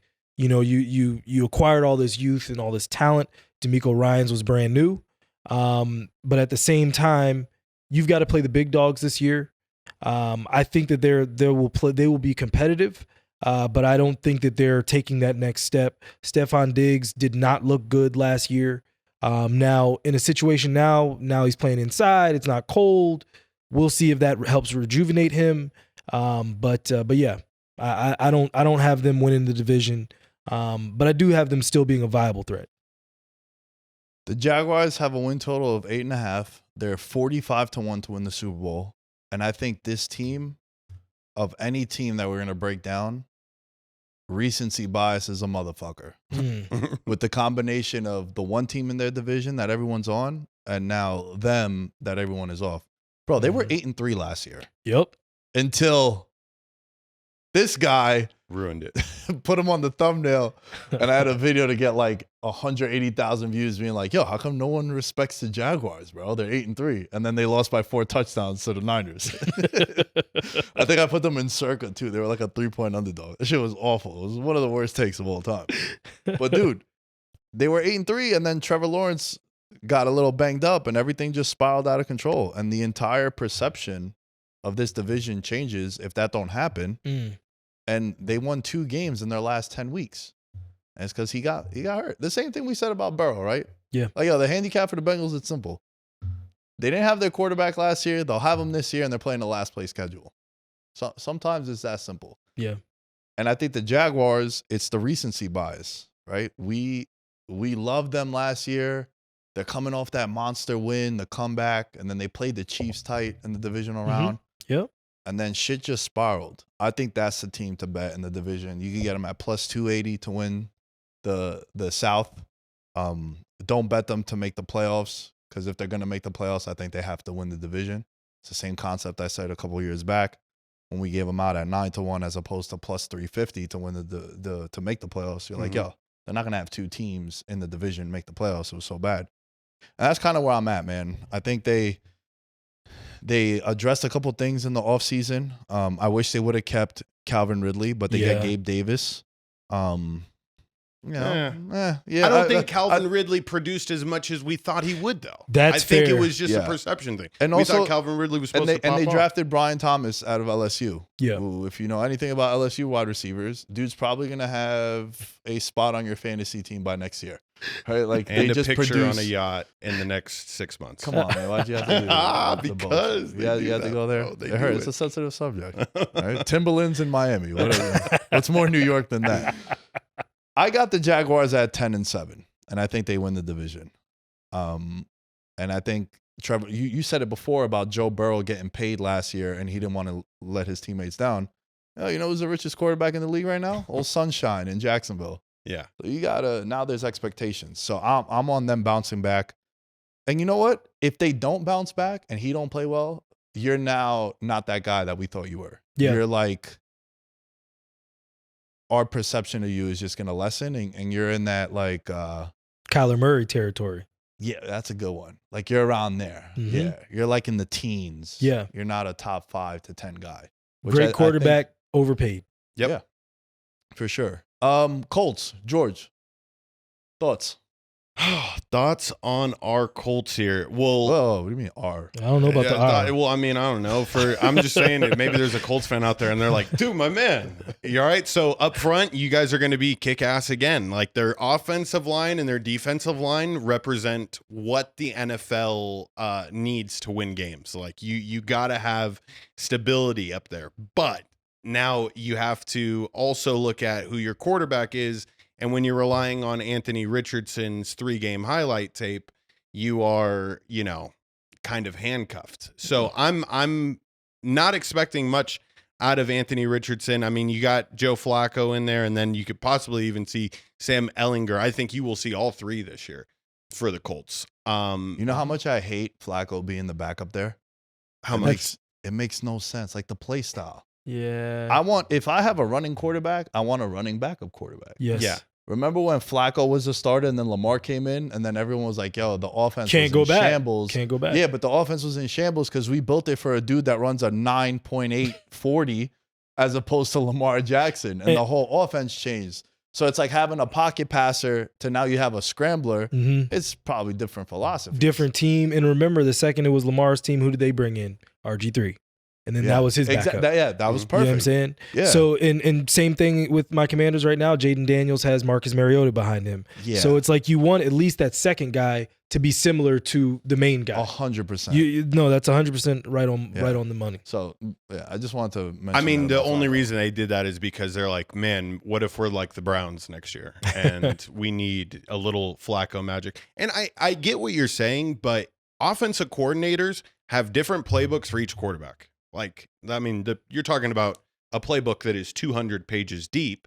And yeah, they lose read options when you bring in Joe Flacco, but there's honestly probably a lot of passing concept things that Joe Flacco can do that they don't even want to go near with Anthony Richardson. Too complicated. Sure. But it doesn't matter. The Colts are the sheet this year. They're going to be 5-12. I think they have a really tough schedule. Based on what I see, I think they'll have a lot of success up front, but everything outside of that is going to be very bad. And does that win you 1 possession games? Maybe. But I don't see him winning over 7 games, that's for sure. Yeah, they have top 3 offensive line. Tackles are top 8 on PFF. Again, I usually dump on PFF. I don't like a lot of their work, but I do like when they give you offensive line rankings because I'm going to be honest, George, I can't properly grade what a right guard does. Yeah, bro. I mean, it's, I'm not really always you looking stay at that. Just looking at those 20-yard outs that those quarterbacks throw at the I got to see if they can compare it to the boy, you know? Yeah. I got to see. Or how I compare it to them, you know? That's all. So, yeah, that is where my mind that was goes. a tee up if I've ever seen in my life. That was good. The lob was up here. No, but yo, for real, like I think tackles is a lot easier for the eye test for you to watch a tackle, right? It's like 3rd and 8. You're like, oh shit, Nick Bosa's on that side. How's he gonna do against Slater on the Chargers? Yeah. Right. But like guards is different. Guards, And guards. I pay centers. attention more to how you get to the second level. How you if we're pulling pin and pull. If you're getting out on the edge, how quickly are you getting out there? Are you being destructive when you get out there? Yeah, I mean those are. But to your point, yeah, you're 100% right. If you're an 80 grade on PFF, I'm making sure that you're at least an 83 and above on Madden. That's how I'm looking at it. Yeah, pretty much. Remember, Jonathan Taylor now fully healthy. Last year he was kind of holding out because of the contract. That's right. And I like some of their weapons, dude. Alec Pierce, I think, is a nice slot wide receiver. Pittman, Mitchell that they drafted. You got Josh Downs for like home run threats. And if you're just good in the trenches, they have a top 10 D line also. They don't get as many sacks, but quarterback hits. Yeah. I always talk about Olivier Vernon when the Giants signed him. Everyone's like, you gave him all this money, but he only had 7 sacks. It's like, yeah, but he had like 100 QB hits. It's just as good. Yeah. Pressure on the quarterback. And that's what their D line could do. They could rush the passer. The sack total might not be there, but it's like they're putting pressure. And I think you're good on both sides of the trenches. You could be a good team. I think their win total's at 8.5. I have them at 8 wins. 8 and 9, 9 and 8. Kind of coin flip game, goes one way or another. That's kind of where I think the Colts end up. Yeah, and I'll be completely honest about the Titans. George, look at my notes. What do I have on the Titans? Is that nothing? There's nothing. Wow. I have nothing on the Nick, Titans. you said you prepared for the show. I did, but he did. For them, I'm just not. I think they're a 3-14 team. I think D-Hop does not end up staying there. He's a good candidate to be like, the Chargers are 7-3. Maybe they could use a receiver. Tennessee is 1-8. Make a trade, right? Like, think about what they did in the offseason. Got rid of the head coach, rid of the quarterback, rid of the face of the franchise and Derrick Henry. Yep. It's a complete rebuild. Yeah. And your best player is Jeffrey Simmons. He's a defensive tackle. Not good. And not even an A1 defensive tackle. And how about this? You don't re-sign A.J. Brown because you don't want to pay a wide receiver. And then you pay Calvin Ridley, who the fact it's not being investigated that the Titans were 18-1 to land him, and then he signs with the Titans with his gambling background. He is one of us, George. Yeah. I just think it's a little crazy, bro. That's all. It's just a little suspect. I remember when you said when that happened, that was like, that was something to maybe take a look at. I've got the Colts at 9-8. They were 9-8 last year. I think Anthony Richardson looks good, but this is essentially his rookie season. So, so there's going to be some growing pains. He's going to both wow and frustrate, I feel like at times. But I think that he will showcase enough that they will start to continue to put some pieces around him. I've got the Titans at 2-15. So they are the dumpster fire that we think they are. They're favored in 2 of the 17 games. Yeah. And that's right now. Like this is my shock team for you guys out of all the divisions. I think the Titans go 7-10, and I'll tell you one reason why. I think they made an emphasis on the offensive line. I don't think there's anything cooler than Brian Callahan getting the head coaching job and then hiring his dad as the best offensive line coach coming from the Browns. They draft one of the best tackles. I think this is a team that, they realized when they were going through the Vrabel days, we eventually got to focus on this offensive side and figuring out offensive line. I think they did that. And I think it's going to help them out so much that they win a good deal of games. And I also think that their secondary is really good too. I think, L'Jarius Sneed from KC brings just nth degree of veteran experience to a secondary that wasn't too bad to begin with. So they have offensive players that we feel confident in. Is it the Will Levis? Is it the Will Levis? Yeah. A lot of Will Levis and a little bit of Malik Willis. I just think that they can scheme up something, or I pray to God that they can scheme up something to get playmakers the ball and let them do what they need to do. I think this team does a lot better than you two are saying they do. Okay. 7-10 for me. Okay. Strongly disagree. And we will see how things play out. Okay. Jaguars winning the division. Colts in second. Sorry. Jaguars winning the division.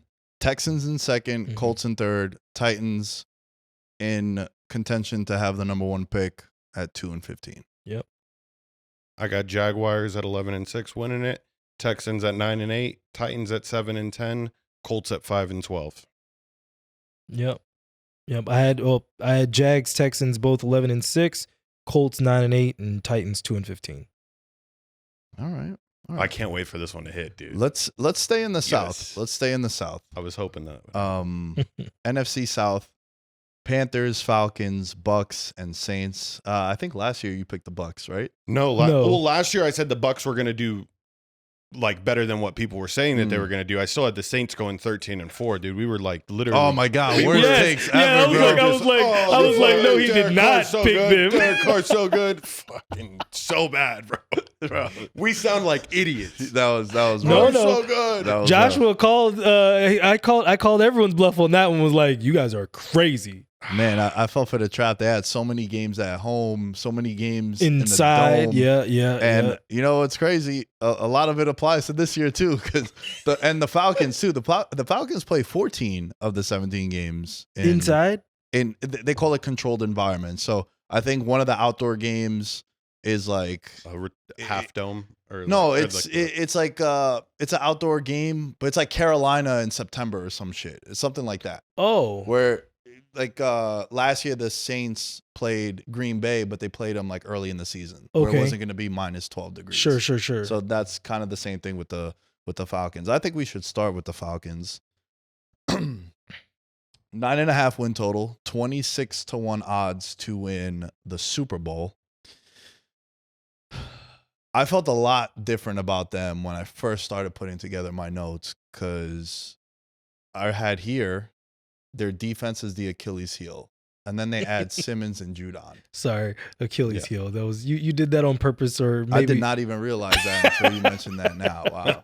Okay. Yeah. And speaking of the Achilles heel, they add Kirk Cousins, right? They have a top 10 offensive line. They've spent a lot of money to keep that offensive line together, but they have like a bottom 5 D line. Josh, you know when the last time they had a guy have 10 or more sacks in a season was? probably 2017. I know the player. Very close. Who's the player? Vic Beasley. Vic Beasley, bro. He was tough. When was it? I think the year they went to the Super Bowl in 2016. Yeah. 2016. Yeah. Okay. That's why I said you were close. Okay. Look, I think that this was the best available job any coach could take. I remember you saying Remember I that. was talking about Yeah, that? I remember you I saying was that. like, bro, look at it. They got a stud running back, stud wide receiver, offensive line is good, Stud tight end. stud tight end. Well, we're waiting. That's why I didn't want to. Potentially stud tight end. Yeah. Weak division, right? Yeah. You don't have a Mahomes, you don't have a Burrow, you don't have a Allen you got to go through. Yeah. There's no Jordan Love or Dak and Jalen. Young guy in the wings that's There's like no one. Yeah. There's yeah. no one. Great fan base. Sure, yeah. They did have to great fan base that they had to pump crowd noise into the stadium that one time and they lost a draft pick. So yeah, great. It is a great fan base. I will say that. So Kirk Cousins comes in and they just paid AJ Terrell. I think he's a very good corner that a lot of people don't talk about. Mm-hmm. And everybody's like, this is the shoe-in team to win the division. And I kind of don't trust that. Mm-hmm. I don't trust that.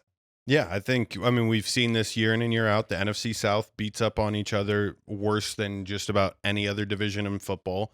It always is a battle at the end of the season. Which team is going to go 500, barely go 500, and win the division? I think it's the same thing on repeat every single year. And it all really depends for the Falcons, like on who are they playing outside of the division. And when you start off versus Pittsburgh, then you go on the road Eagles, and then you host the Kansas City Chiefs. I mean, that is just about as tough as it can get before you play the NFC South, and you know the type of rivalries that come in that. I think you see a lot of split games. Mm-hmm. I definitely think they have a winning season. I see them going 9-8. But early on, it's going to appear like, man, these Falcons suck. And, can they weather the storm early to then produce and steal a spot at the end? That's where I have them at. You have them at well, not you. You said that their 8.5 is the win total. 9.5. 9.5. Oh, that's definitely not happening. I have them at 8 and 9. I think they definitely made a mistake with Penix. I mean that's going to put pressure on Cousins that didn't need to be there. Because you got to remember, he got hurt mid-season, so that Achilles is not right. Yeah, he got hurt in November. Yeah, Rodgers got hurt September. No. Oh, yes. Because it was game 1. Yes. Yeah. Yes. The Achilles is not going to be something that he just bounces back from, especially at this age, just like Aaron Rodgers. I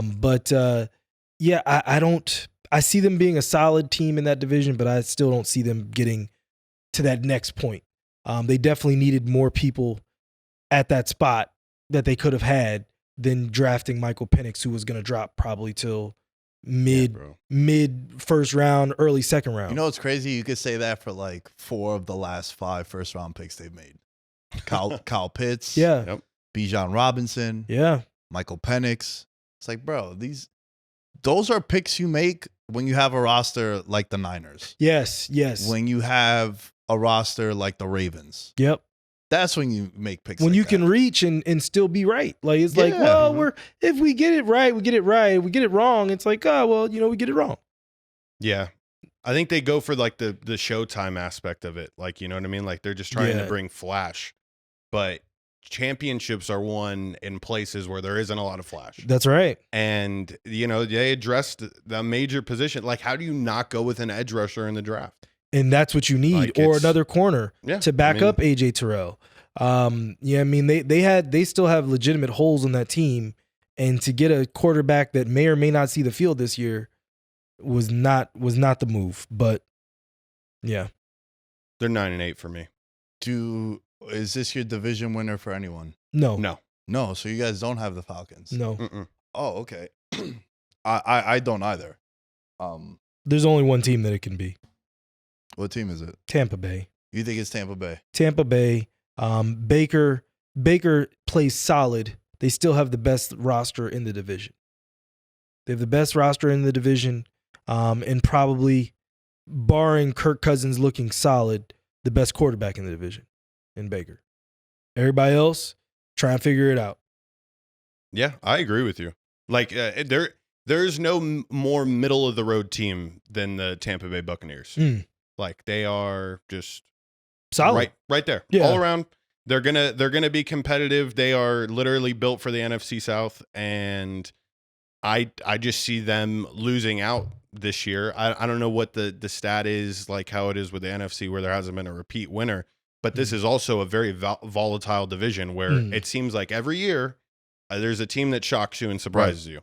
So they're not that team for me this year. I have them going 7-10. Oh, okay. Yeah, I don't like that they lost their offensive coordinator because Canales left, and Baker had a career year with him. Yeah. And now you lose the OC. We see a drop. There's always a drop off when you lose your OC. Yeah. Right. And I think that's going to play into it. I think now they're playing a first place schedule. The roster, though it is the best in the division, it's also old. Yes. Pretty old roster. Yeah, it's not young. And it got old quick because when Brady got there, it was like, oh, this is a young team. And now it's been 5 years. Yeah.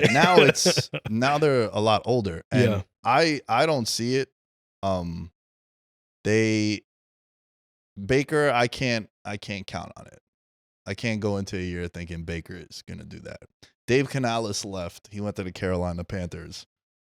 And my second big take of this podcast is the Carolina Panthers are gonna win this division. Boom! Sound effects. Carolina Panthers with a 5.5 win total. They are 250-1 to win the Super Bowl. Right? Only the New England Patriots have worse odds to win. All right, just hear me out, because I know already people are like, "Holy shit, this kid is hammered." This is a terrible take.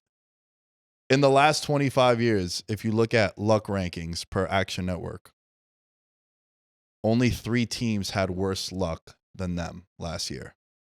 A lot of rookie mistakes by Bryce Young. At one point, I was like, yo, he might be point shaving.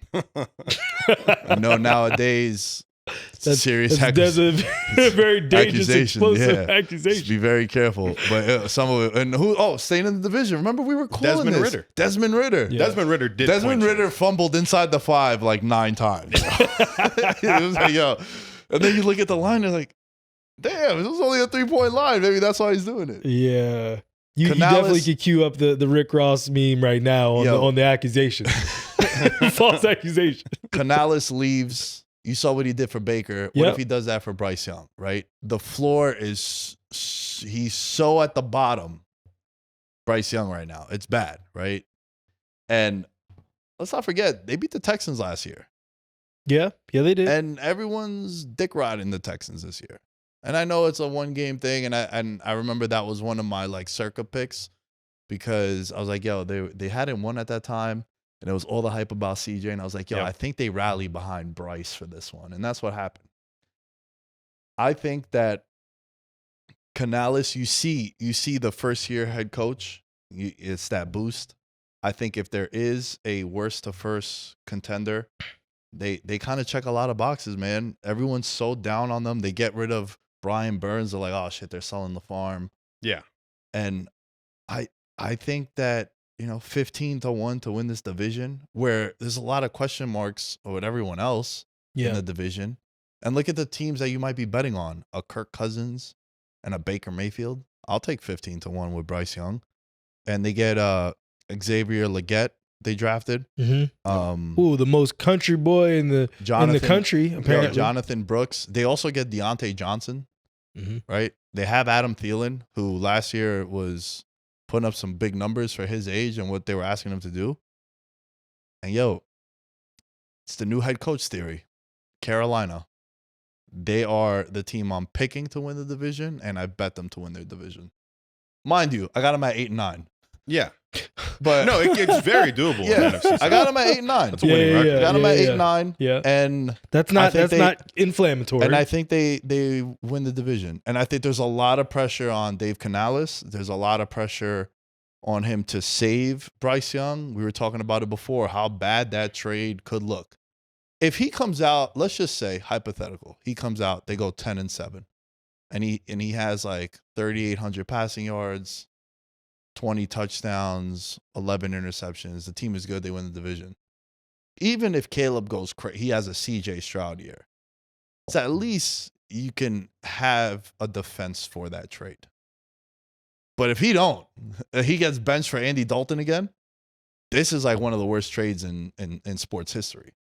So I think Bryce Young, with this guy, Dave Canales, as a head coach, I think he's going to be able to make wonders. Bro, he turned Geno Smith's career around. And Baker. Why can't he do it with Bryce? Number 1 pick. Yeah. I'm going with Carolina, 8-9 to win the division. Wow. Yeah. There's a lot of analysis. I'm not going to lie. It was solid. I mean, to me. Listen, the takes are outrageous, but it's not just. You're not just throwing it up. I'm bringing some sauce to this. Yeah, I think. As opposed to the Titans, who made a concerted effort to say, we want to win up front, this team is the exact same as the Titans, except they regressed at positions that matter the most. And offensive line, I really don't see it. And then when you literally give away the man that was keeping you in games, congratulations to your Giants for figuring it out and snatching them. As a head coach, Dave Canales cannot be fired after this year, no matter how bad it goes, because this team is that plagued at all positions at the front office. It's probably a 5 to 6 year process to get this ship back on track. To me, this is a year where if they can scrape out 2 wins like how they did last year, and I have them, I do have them beating the Giants week 10, and then I have them beating the Arizona Cardinals week 16. I think those 2 I can pencil in as like, all right, it's been, 0-9 up to this point. We got to do something. But that's where I have them. And I would love to be proven wrong, but I just think Bryce Young, I don't think he's got the intangibles, man. That's fair. I don't think he's got the sauce that I've seen other rookie quarterbacks have where, you know, I can at least rely on a 3rd and 12 that you're going to scramble out of the pocket and get a first down. I didn't see that with him a whole lot last year. Listen, bro, one thing about Bryce Young, he's my height. I think he's shorter. He might be. And look, I know girls are like, we need a guy that's 6 foot. I need my quarterback over 6 feet. So I feel the ladies that are like, listen, I need 6 feet. I get it, bro. If I was your franchise quarterback, though I do throw a great 20-yard out, I'd be a little worried. We're in trouble. We're in trouble. We're in trouble. Now, I think to what you're saying with the Saints, I agree with you. I'm not that high on them. I have them as a 5-win team. The Panthers play is more of a fade on everyone else than it is a play on the Panthers. Does that make sense? Mm-hmm. It's like I'm only playing the Panthers because I'm fading everyone else in that division. I'm not high on everyone else in that division. So that's why I got the Panthers at 8-9. I got the Falcons at 7-10. I got the Bucks at 5-12, and I got the Saints at 5-12. 15-1 odds to win the NFC South, Carolina Panthers. I've got Tampa at 10-7, Atlanta at 8-9, the Saints at 6-11, and Carolina at 3-14. George, give me 1 second here to go over to this. I got my Saints winning the division at 10-7. I got the Falcons coming in at 9-8 in second, Buccaneers 7-10 in third, and then the Panthers 2-15. The one thing I wanted to note on the Saints before we switch off here is they have a really rugged first half of the season. I'm expecting Dennis Allen to be fired by week 7. I literally think the Saints win the division after starting 1-6. I know it's never been done before. Crazy take. I think the Saints need new scenery, and I think the way that the schedule's set up, I mean, it's gauntlets, Cowboys, Eagles, Atlanta, KC, Tampa. I think we lose a good deal of those. The Saints are like, we got a clean house. And then the second half of the year is actually a pretty favorable schedule for us. So that's how I came to that conclusion. Will Derek Carr be the starting quarterback for us? I don't know. Maybe we get Spencer Rattler in there. A little light skin love. All right, before we continue with the rest of the preview show, let's give a big shout out to the members of the Patreon. Patreon.com/Veterans Minimum. If you're watching this on the new and improved YouTube channel, hope you guys are enjoying all the lower thirds and the graphics and the funny nicknames I have for all of our guests on there, including you two gentlemen, which I won't tell you what the names are going to be until you guys watch it. So give you incentive to go to YouTube channel, youtube.com/Veterans Minimum. All right, back to Patreon. Patreon.com/Veterans Minimum. We are at 70 paid members. Let's try to get to 100 by some point during the NFL season. Daniel Gibson, Mahul Patel, Abel Rezin, Ben Kotzian, Christopher Velasquez, Derek Platees, Dylan Chadwick, Jordan Riley, Jerry Shapiro, Mike Stevens, Mike Wozniak, Thomas Robinson, and Nick Crummage. Thank you all for your contributions to the Patreon. I do want to give a big shout out, George, to a member of the Patreon. He's not in the big tiers, but what he did do, our guy Colton. Yes, from our favorite state. Our favorite state of Idaho, baby. Yes. Shout out to Colton. He sent some good meats from his butcher shop that he has out there. And I still do have a bunch. I didn't forget because I told you we were going to cook some up. But yeah, man. I'm ready for it. Shout out to him. The butcher shop was amazing. I tagged him. I'll post that up again. But yeah, he sent over some goodies. So if you guys do have any family businesses and you want to send us some free shit, basically what we're saying is we're not going to say no. No, right. Of course not. Of course not. Patreon.com/Veterans Minimum. Support for the show. All right. Let's get into the NFC North division. Last year, this division, I believe you two were on the Lions. Congrats. I was on the Packers. Both made the playoffs. Both should have played each other in the playoffs as well. Agreed.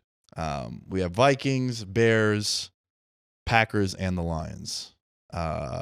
Josh, my question to you is, are you as high on Detroit this year as you were last year?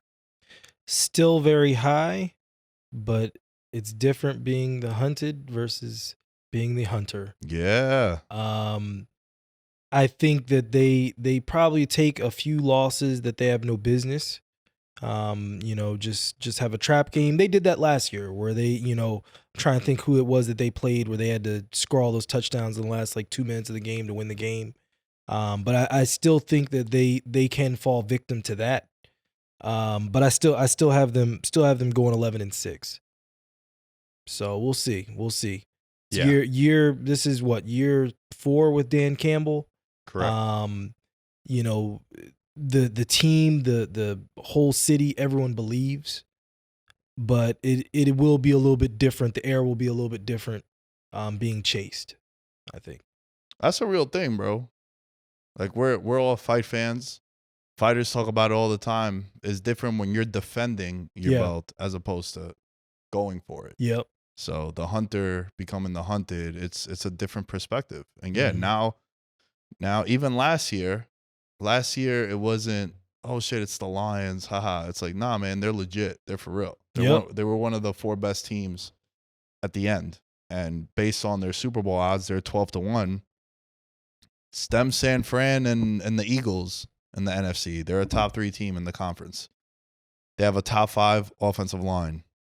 I think they have a top 3 pass rusher. Mm-hmm. I think they have a top 5 wide receiver.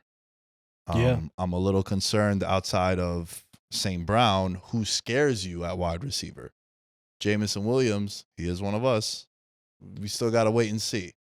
He has one great game and then disappears for 4. Yep. It's not consistent. I think they need some more consistency. Laporta and Gibbs, amazing rookie class last year. Mm-hmm. And those guys are only going to take another step up. Laporta now is like a top 5 tight end. I mean, shit, after week 8 last year, he was a top 5 tight end. Good. I like the Packers a lot. But I think the Lions are a tad bit better, like top to bottom. There's a lot that I like in Green Bay we'll get to in a little bit, but I think they're a safer bet between the two in the division. They kept Ben Johnson, the offensive coordinator. Yes. He was a guy that was interviewing, and maybe he would have left, and we saw how good he's been for Goff. Goff just got paid by Detroit. How is he going to handle this now, too? Hunted being the hunter. Now it's, well, we just gave you 50 M's a year, and you are our guy, Jared Goff. You're good enough for Detroit. How's that going to turn out? 13 games indoors. Very good for them. Plus. Especially for him. Huge plus. Yeah. And fun fact, Jared Goff, 7-0 in openers in his career. He is the most profitable quarterback against the spread in the last 25 years. Wow. Whoa. Never would have guessed that because he's a laughingstock and people just make fun of Jared Goff, and it's funny to make fun of Jared Goff. No, he is the most profitable quarterback against the spread in the last 25 years. Wow. It's amazing what happens when you shut your mouth and hand the ball off. He's 71, 52-2 against the spread. And Dan Campbell, 41-25 against the spread. Wow. So they cover. Yeah. They cover. They cover. I mean, their only real flaws are in the secondary, and they address that with their draft pick of Terrion Arnold from Alabama. He's questionable for week 1, but I mean, like, you're relying on youth to win you games in the secondary. Does that happen? I'm praying that Aiden Hutchinson and DJ Reader have a sack party this year. I think this is, dude, dare I say, like, I didn't want to write them in as 14-3 because I know how tough an NFL football season is, but them to have the best record in all of football, I think, is a pretty good bet. I don't know if I saw plus 800. I like that. Yeah, I really like that do one too. I mean, that one too. They just play tough, and it's not that they're going to blow teams out, but it's just that they have that pedigree that if it's 3 to 4 minutes left in a game and it's close, like, I'm like, all right.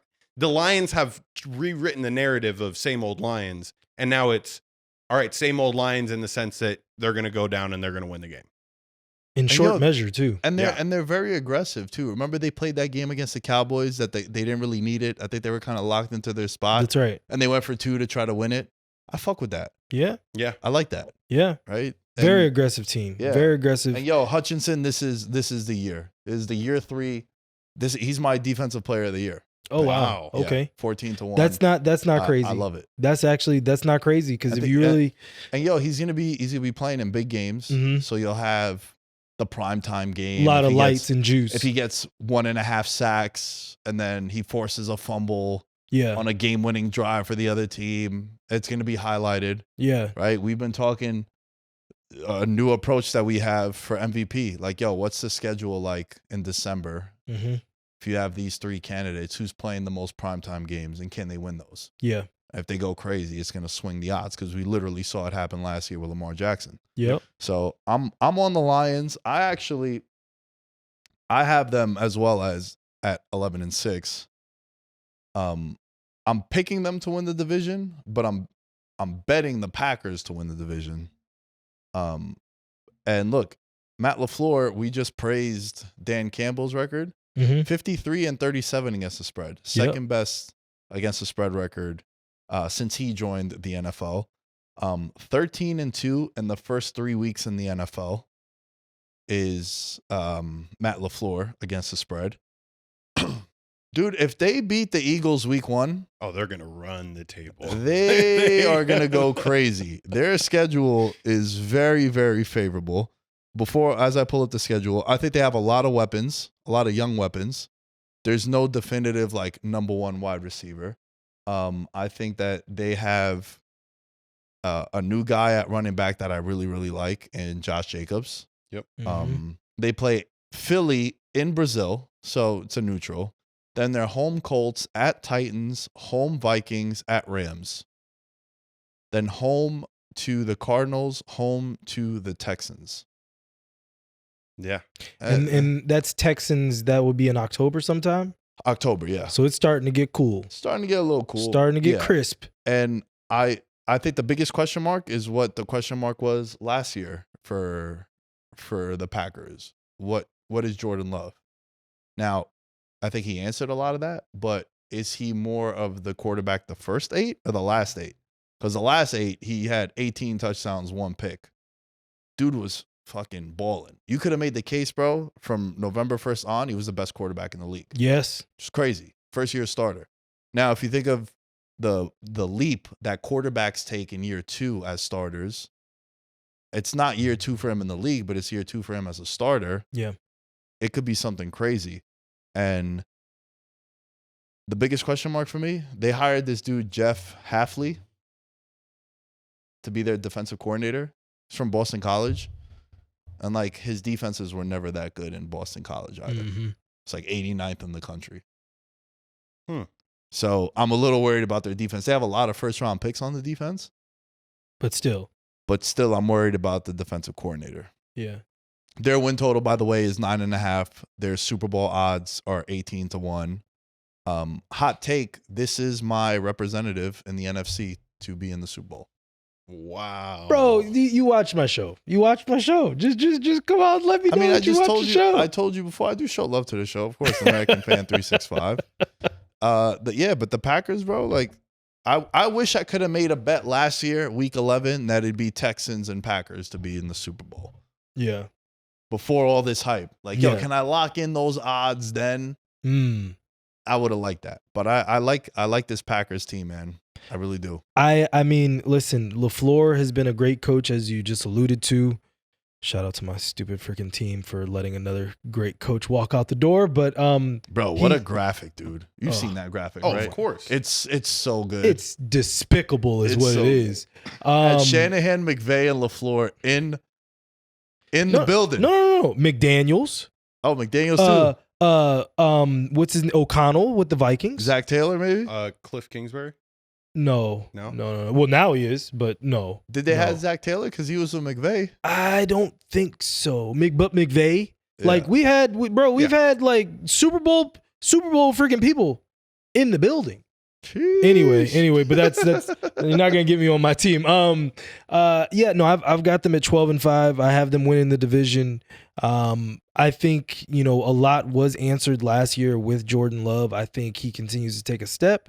The Packers have only gone from glory to glory to glory in terms of quarterbacks, which is absolutely disgusting.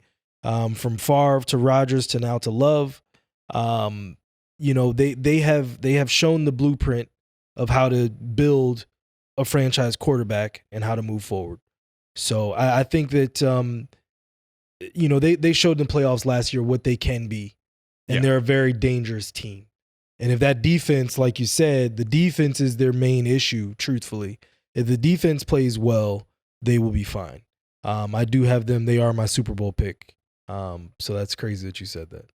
I mean, yeah, you guys are go you guys for these Packers picks. I mean, I think they are going to be extremely good. I think one of the spots that they lack at right now is the secondary. I mean, is Jair Alexander going to come back and be what he once was? I feel like a lot of these corners that I see nowadays in the league, you get your 1 to 2 really good years, and then everybody expects that, but you are just, you're on that steady decline. It's a very AKA hard Jalen Ramsey. It's a very hard position for you to like duplicate being lockdown every year. It's just tough. Yeah. And I think it's just age plays a factor in that spot. And I mean, we're talking about Jair Alexander, and we want him to be what he was 3 years ago. And I just don't necessarily know that that's going to happen.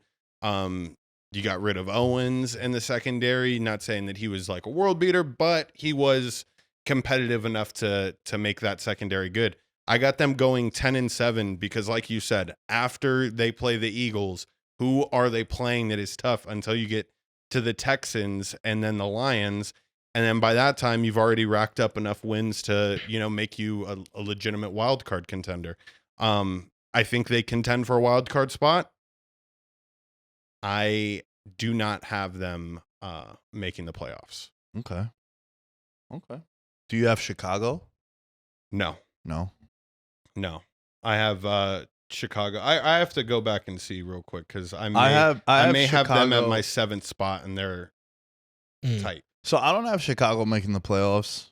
They do have a lot of talent for Caleb Williams. I mean, how many guys have walked into a situation like that? What are you smiling at? I'm just waiting. I'm waiting on it. I'm waiting on the shoe. I'm waiting on the shoe to drop. No, there's no shoe. I just think that you look at their roster, right? They have DJ Moore, Keenan Allen. They got Rome, the 1st round pick. Cole Kmet. Cole Kmet at tight end. Offensive line, they tried their best to improve it. I think it's still going to be something that's going to hinder them. Mm-hmm. I don't like the Hard Knocks thing. I think the Hard Knocks, even though Hard Knocks, I think it's too much. It's like, no, but I think the teams are like 500 all time. Like they end up making the playoffs. So this whole idea, like, oh, they're on Hard Knocks, they don't make. No, it's kind of like, I think it's like 11-12. Yeah, it's something very close. They signed DeAndre Swift. Again, they have a lot of playmakers. This is one of the best situations a rookie quarterback has ever walked into. Yes. Correct. From a talent standpoint. It's not like he's walking in and, he inherits the Giants roster. Yeah. Right? This is a really good team, bro. Yeah. DJ Moore is a top 10 wide receiver. Keenan Allen coming off a career year, and he's perfect because, like, the way he plays, he'll be able to play at this level for another 2-3 years. Mm-hmm. And then they spend a 1st round pick on a wide receiver. I feel optimistic about them. If they make the playoffs as a wild card, I wouldn't be shocked because I do think the conference is still pretty poor. Mm-hmm. I'm not picking them to make the playoffs, but I have them at 8-9. Okay, that's my Chicago analysis. Okay, I've actually got the Bears at 7-10. I think the biggest thing for me, the Bears keep going speed as if it doesn't get cold. And as much as the Bears have never had a quarterback, because they really have never had a quarterback since Gluckman, they need a power run game and a great defense. Their defense is very solid. Their defense still has a propensity to give up big plays, but they are very solid. I want to see Caleb Williams hit adversity because we saw him buckle at UFC. We saw the tears.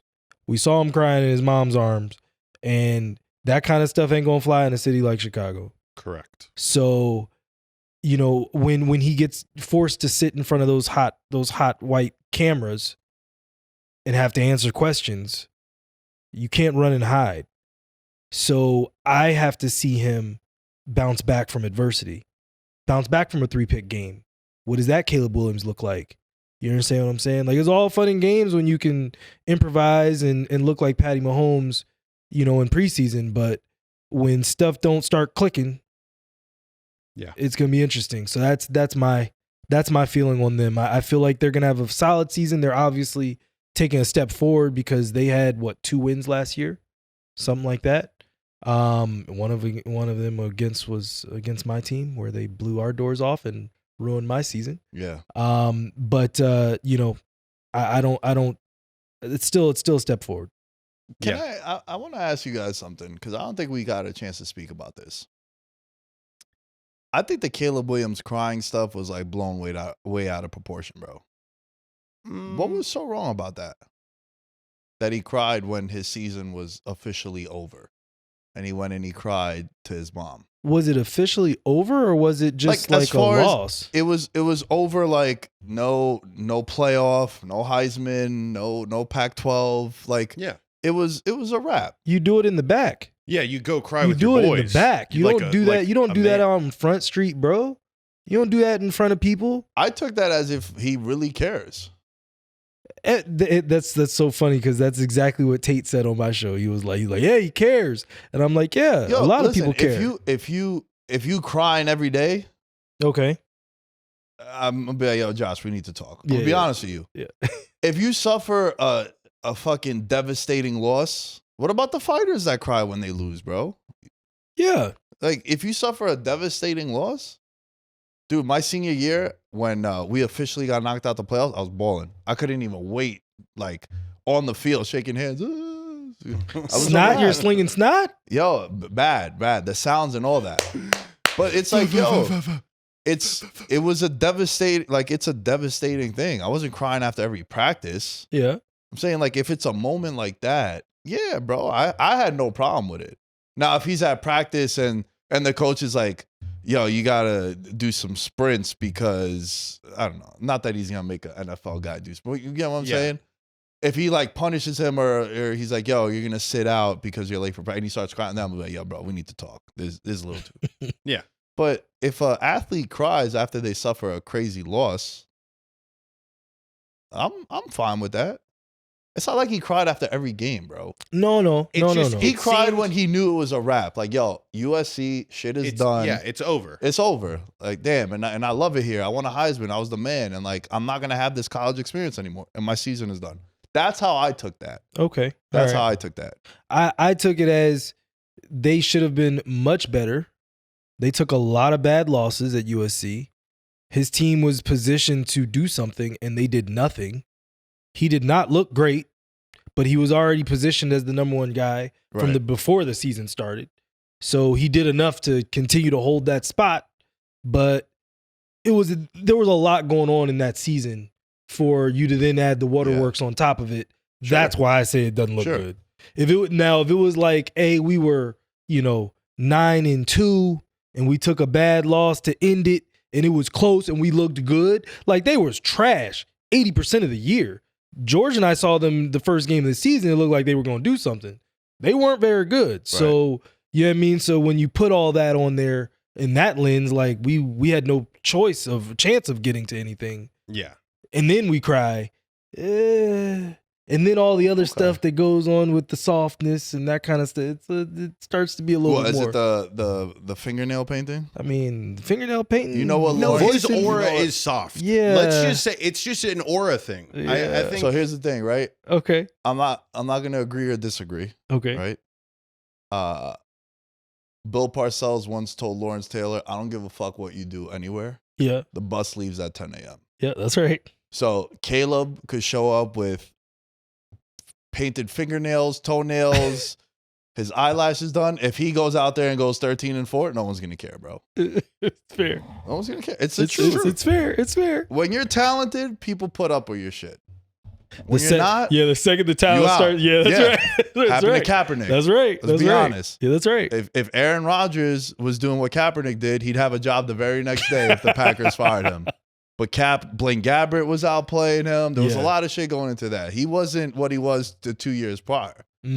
So it was easier to move. Yeah. And he had been paid. So it was like, that whole situation. Bro, when you're talented, bro, you get chances. Yeah. Oh, no. 1,000%. Mike Vick did horrible shit to dogs. Came back, $100 million. Still running a 4-2. Because he could throw a ball. Said, he threw a football let me install this play 170 yards like this, just gone. When you're talented, they put up with your shit, and that's really true. it. Let's circle back, wrap up this division with the Vikings. 3-14 for me, bro. Yeah, McCarthy is now out for the year.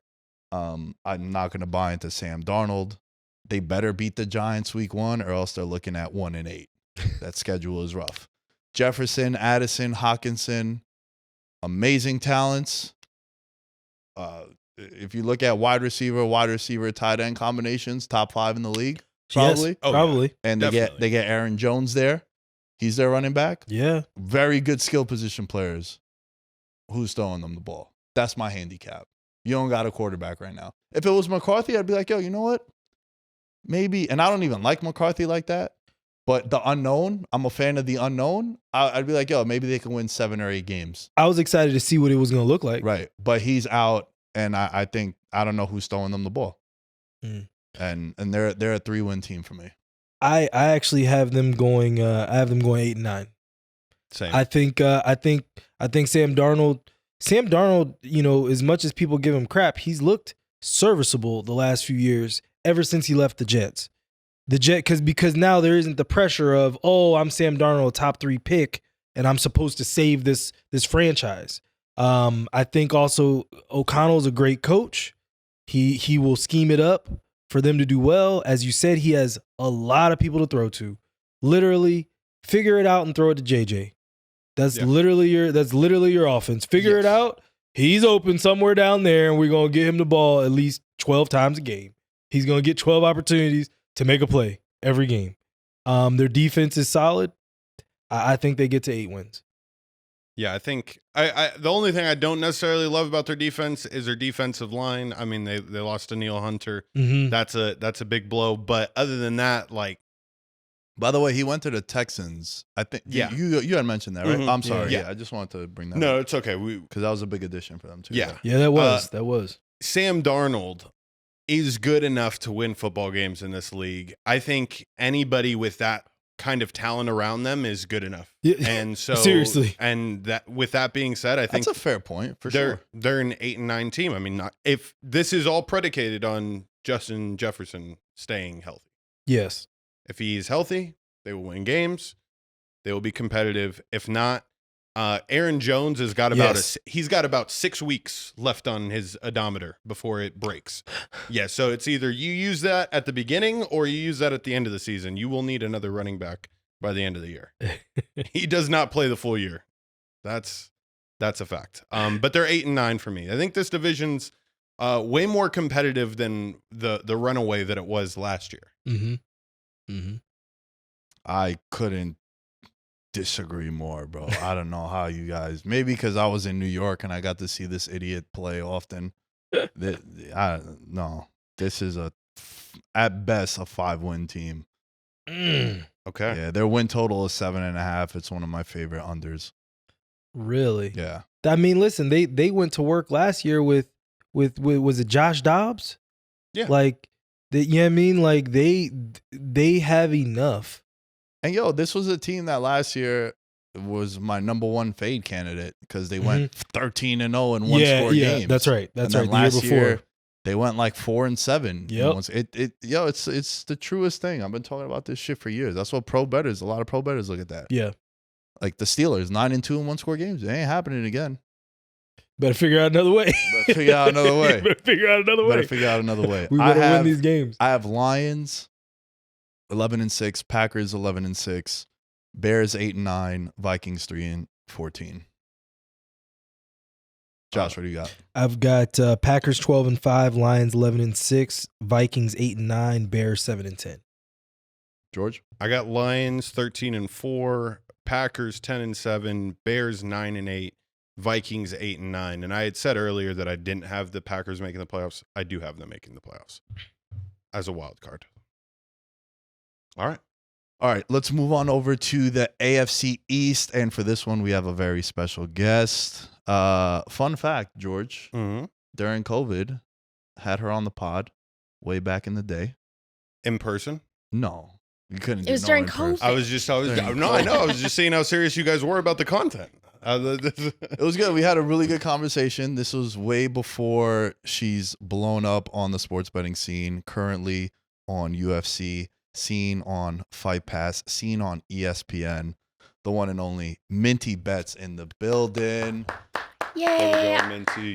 I am so glad we finally get to do this. I think it's been years and it's long overdue. I mean, I remember you were one of the first podcasts that I went on in 2019, 2020. Yeah.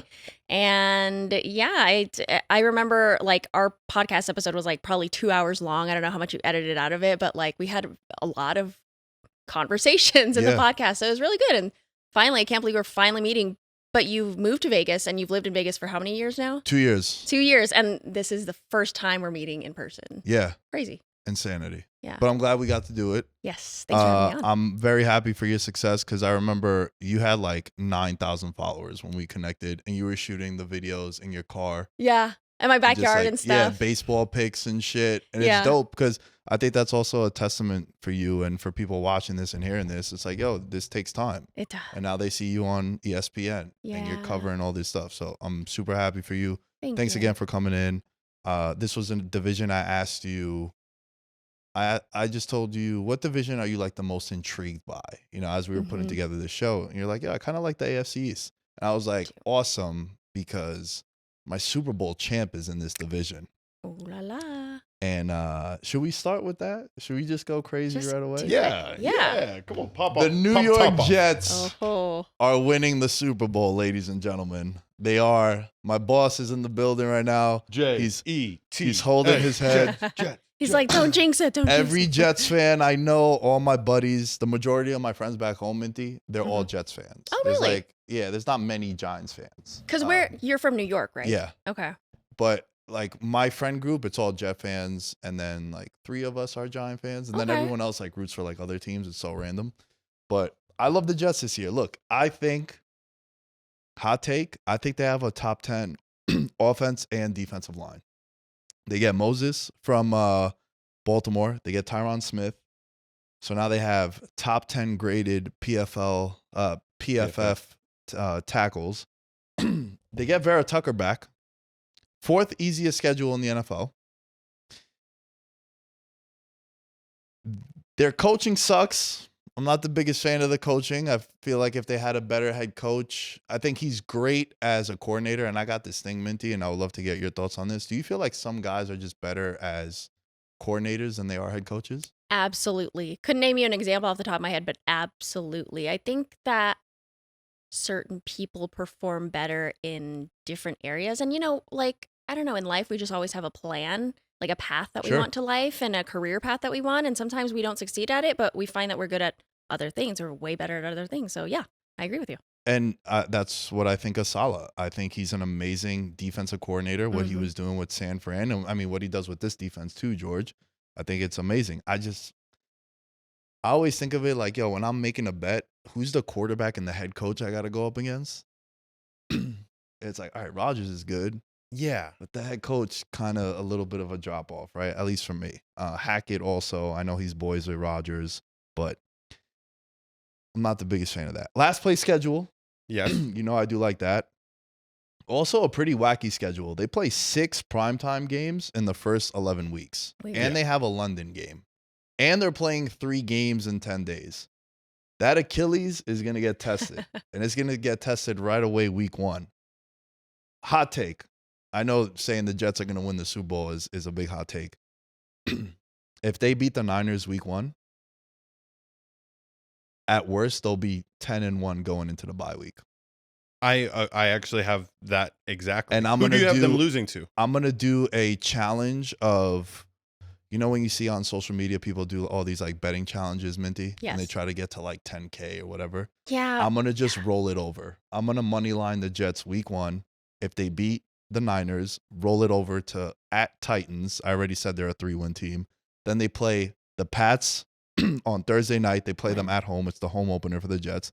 Then they play Zach Wilson and the Broncos. Ooh. Then they play Minnesota going up against Darnold. So they get back-to-back Dude. ex-Jets. Yeah. They play the Bills at home. It's a primetime game. Then they play at Pittsburgh, at New England. If they could get past, I think the biggest game on their schedule there might be the Pittsburgh game. That's one that I have. That's the marked as one loss. where it could be just a little wacky. Yep. But and before their bye week, which is the first week in November, they close out with the Texans at home. Remember, they beat the Texans last year. They knocked out CJ Stroud in that game. He got concussed. But Minty, I'm looking at they could be like 9-2 going into the bye week. And New York is gonna burn down in like a positive way. Yeah, in a positive way. Yeah, I mean, of course, the safest factor on this team is Aaron Rodgers, and will we see him play a full season? I think we will. Like, we know what he's capable of, even though he's pushing 41 here, but he's still the king of Hail Marys to me, The Jets have suffered 13 straight seasons without making it to the playoffs, and I know a lot of people like yourself have very high hopes for this team, and on paper, I think they're phenomenal. Like, I mean, I get it.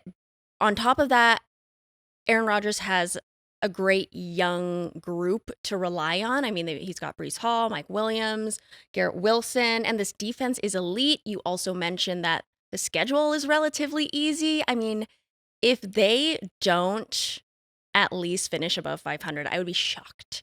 So I think they're the favorites to win the division, right? Plus 165 or so. They became the favorite, yeah. I just wish there was a little more value on it. I mean, plus money is great, but like I wish there were like 2-1 underdogs or so. I mean, like I would love to bet on them to win the division, and I think that might be the best bet. And I think their win total is what, 10.5, 9.5? Their win total is I think if it's 10.5, it's like 9.5. 9.5. Yeah. That's not bad. Because if you want plus money, I think it would be 10.5. But I think 9.5 might be a safer bet. I really do like the Jets, actually. Once I went over every team in this division, I got really, really excited about the Jets. But it's just that they're still a little unproven, And that's why I'm kind of hesitant to put money on them. For sure. And it's also a 41-year-old Achilles. Exactly. We got a factor. You know what we really need, bro? What? We need Rodgers to like get ass if the world is flat. Like, we need like ivermectin Rodgers to come out and just go crazy. That's how we know he's back. Yeah. We need like a Joe Rogan pod within the next 2 weeks. Just light Twitter on fire. I'm like, yo, Rodgers is back. We're good. We're here.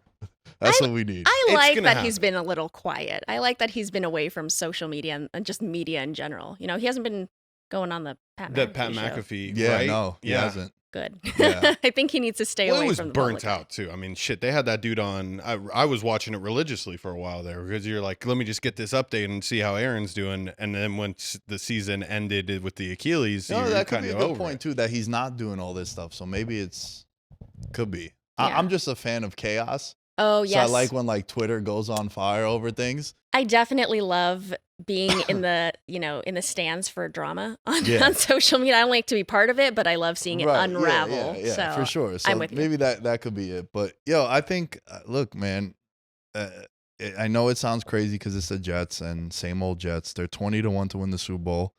The odds are right. As opposed to last year, they were 12-1 to win the Super Bowl. And I thought that was crazy. You were paying the Rodgers tax. You were paying... they were on Hard Knocks, right? Yeah. They were on Hard Knocks. Yes. So last year wasn't the year to bet them. And this being in the betting space, people have PTSD from, I'm never betting this fighter again. I lose every time I bet him. And then the next time it's like, well, you should bet him this time, right? Yeah. And that's how I feel about the Jets. This is the year to bet the Jets. To your point about their division odds, I was talking about them around free agency. Like, they're going to win the division. Worst to first. 19 of the last 21 seasons, you've had a team go worst to first. There's a bunch of different candidates. Like Cincy, I think, is the most popular pick. Mm-hmm. But the Jets fit this mold too.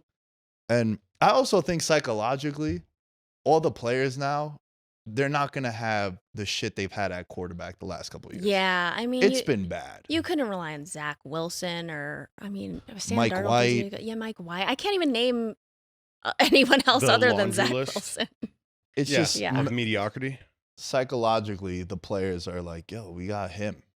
Mm-hmm. It's different. That's the best part about the Jets. So I'm all in on I have high Danny hopes Green. for them. Do you think he's MVP level, or do you think this is a refined Rodgers where Brees Hall takes a majority of the load? Because that's the way I envision it. I think what Minty said was exactly it. He has a young team around him, Mm-hmm. and he has guys that could Pop off. and he Yeah. has a defense now that they're like, yo, bro, you know what?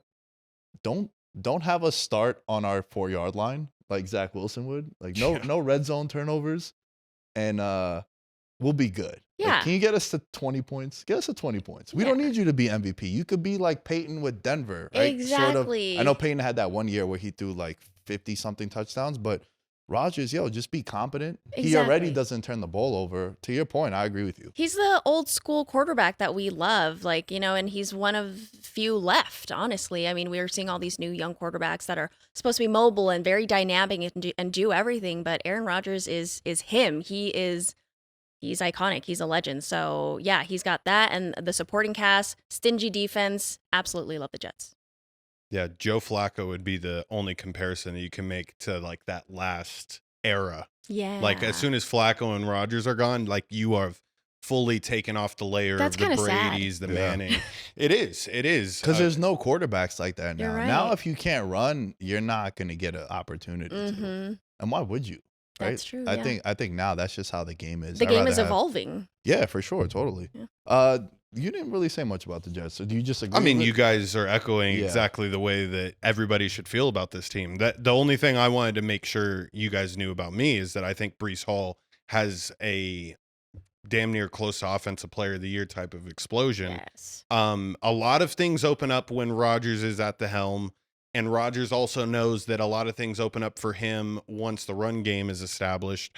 I think the defense should be number one in the league. Like I think they are one of the best defensive lines that I've seen in a while. And yeah, why not the Jets? In a very competitive division.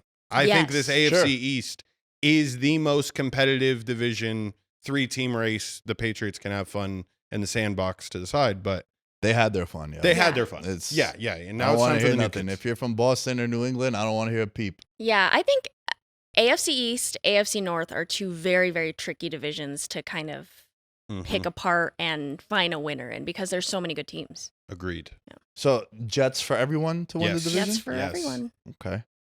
The team with the highest win total, however, 15-1 odds to win the Super Bowl, 10.5 wins, the Buffalo Bills.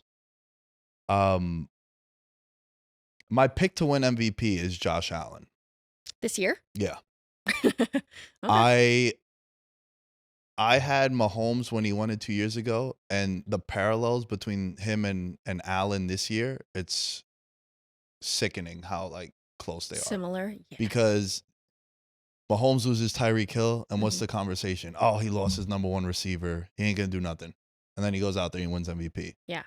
Diggs, big name on paper, Mhm. and I think it was a great move for him to leave Buffalo and to go to Houston. I think both could be true. Like it was Oh, a yeah. dope move for all parties involved. But dude didn't have a 100-yard game for like 14 straight weeks. Mhm. And I just think it ran its course. Now he's on his third team in 5 years. And it's great for Diggs. I think it's a good landing spot. But the reason why I like Allen, and this is kind of the play that I'm making, Minty, and I'm curious, you being in the betting space, if this is something you do. It's kind of a hedge. Mhm. I'm betting him to win MVP at 10-1, Right. but I also like their under. Ooh. Like I don't have them making the playoffs. I don't have them making the playoffs either, but I love the Buffalo Bills. I love Josh Allen. I absolutely think he is MVP caliber and MVP worthy. However, again, I kind of said this with the Jets, even though I like the Jets, this is a really unproven team. This is like a team in a rejuvenation stage, right? Yeah. I mean, they lost pieces in their secondary, they lost pieces in their receiving core, and they got worse, but they're still one of the favorites to win the division. So I am a little confused. But I believe they are one of the favorites to win the division because Josh Allen is so good. I mean, obviously his numbers improved significantly with a great receiver like Stephon Diggs.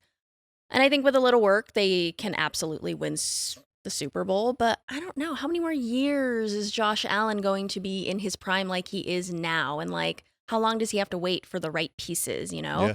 And, you know, their playoff woes, it's heartbreaking. Like, I've backed the Bills every single year, and I think I'm done this year. Like, I had them winning the Super Bowl 3 years in a row, and just like, I don't know. I just can't trust them. Last year we took them at, what was it, 60-1? Like, Yeah. around week Holy 10, cow. 11. Right when they were being like on the come up. Yeah, we caught them at that wave, and because I went to school in Buffalo, so like I Oh. have a soft spot for the 716 up in nearby Niagara Falls, and it was just like looking at their path. You're looking at the schedule, and you're like, well, if they could get past this game, comes down to that Miami game, and you know we're 60-1, 50-1, like around there. And again, yeah, the playoff woes. But I think Josh Allen, he's gonna have. If he stays healthy, because if he doesn't, then everything we just discussed is out the window. Yeah. But a lot of turnover in the secondary. They replaced both safeties. Tre'Davious White is no longer there. I just think Allen is going to remind a lot of people. Not that people have forgot, but like, oh, we lost Diggs. It's okay. We got this. We got Coleman coming out who, if that kid could be any good, this dude's the next like mega star in the NFL because he's a personality. He's fun. He plays a premium position too. So my hedge is Bills not to make the playoffs, but Josh Allen to win MVP. Because I think if they do anything, he has like 30 passing touchdowns, 15 on the ground. Right. Kind of Cam Newton type year. It's definitely possible. I mean, they have quite a gauntlet at the beginning of the season. I think that is 4 primetime games in the first 6 weeks. Wow. And it's Miami, Jacksonville, Baltimore, Houston, and then the Jets. Like those are amazing games. I mean, you start off with a lollipop in the Arizona Cardinals. Should definitely take care of business there. But beyond that, this team to me found a rhythm in the run game last year, and they need to continue to do that. If James Cook performs extremely well, this team will play at the level that gets them to a playoff spot. If they cannot run the ball and they have to rely on Josh Allen to throw it 40 times a game, I don't think that's a winning recipe anymore. I don't think he's as good of a passing quarterback as that type of offensive style requires. I think Aaron Rodgers fits that mold better. And that's why when Aaron Rodgers throws it 45 times a game, we're not freaking out. When Josh Allen does it and he throws 2 to 3 interceptions on top of that, I'm like, damn, Bills, what are we doing? Yeah. I think they've learned though. Like that is a big thing that I think Sean McDermott is like, we cannot have this happen year after year after year. Their secondary though, trash. Like DeMar Hamlin, how much longer are we gonna stay on this? Like, you're back. Yeah, you got to play good football. He doesn't play good football. Their secondary as a whole doesn't play good, but him especially, it's a whole. Yeah, it's weird, man. Like they've gotten nothing out of Von Miller. And that contract is, I mean, it's off the books this year, but that was a nightmare. It's a very lackluster team. Yeah. And, you know, they changed offensive coordinators, right, to Joe Brady. He's very run-heavy offense. This passing offense is going to struggle. And their defense isn't going to be as stingy. Their schedule is also a little difficult. You mentioned they have to primetime games against Jacksonville. We got Baltimore, KC, bye in week 11, San Francisco, Rams, Detroit. Like, this is a really tough schedule. So I absolutely, especially that it's plus money for them not to make the playoffs, love it. I want to defend. I agree with you. The schedule is daunting. He's my number one pick for a guy to be guaranteed to have a good game. Like, Josh Allen? Yeah. Yeah. He name a bad game he's had in a bad spot. Yeah. Like he hasn't. It's been his team that has let him down. But you know, the game in the rain against the Eagles, right? He balled out. Obviously the iconic game that they lost with 13 seconds. But he's a dude that in a big spot, man, it's him and Mahomes, like honestly neck and neck, where I know they're not gonna have a Lamar AFC title performance. They're not gonna be like Dak against the Packers. Like I know for a fact these dudes are showing, and I think it's just them two. Like those two guys, man, if you really look at their resume in big games, not that they always win them. Mahomes does for the most part. Yeah. But like, but it's like, man, you look at it, it's 320 yards, 3 touchdowns, no picks. Insane. Right? So him going up against that daunting schedule, I think feel he could do it. confident. I don't know if his supporting cast Absolutely. could. You don't have to defend Josh Allen with me. I love Josh Allen, but I can't put money down on them to advance into the postseason, Agreed. How do you feel about Miami? I love Miami. I'm really like, my brain is racking here because they're a phenomenal team on paper. We know that. I mean, Tua finally played a full healthy season, right? And he's got so many reliable weapons around him. This offense is stacked with Tyreek Hill, Jalen Waddle, Raheem Mostert, and but they struggled. They struggled against playoff caliber teams, right? They lost against Buffalo, Philly, KC, and Baltimore. And then they squeezed out a win over Dallas by 2 points. So I think that part, I get why maybe they're like the third favorites to win the division.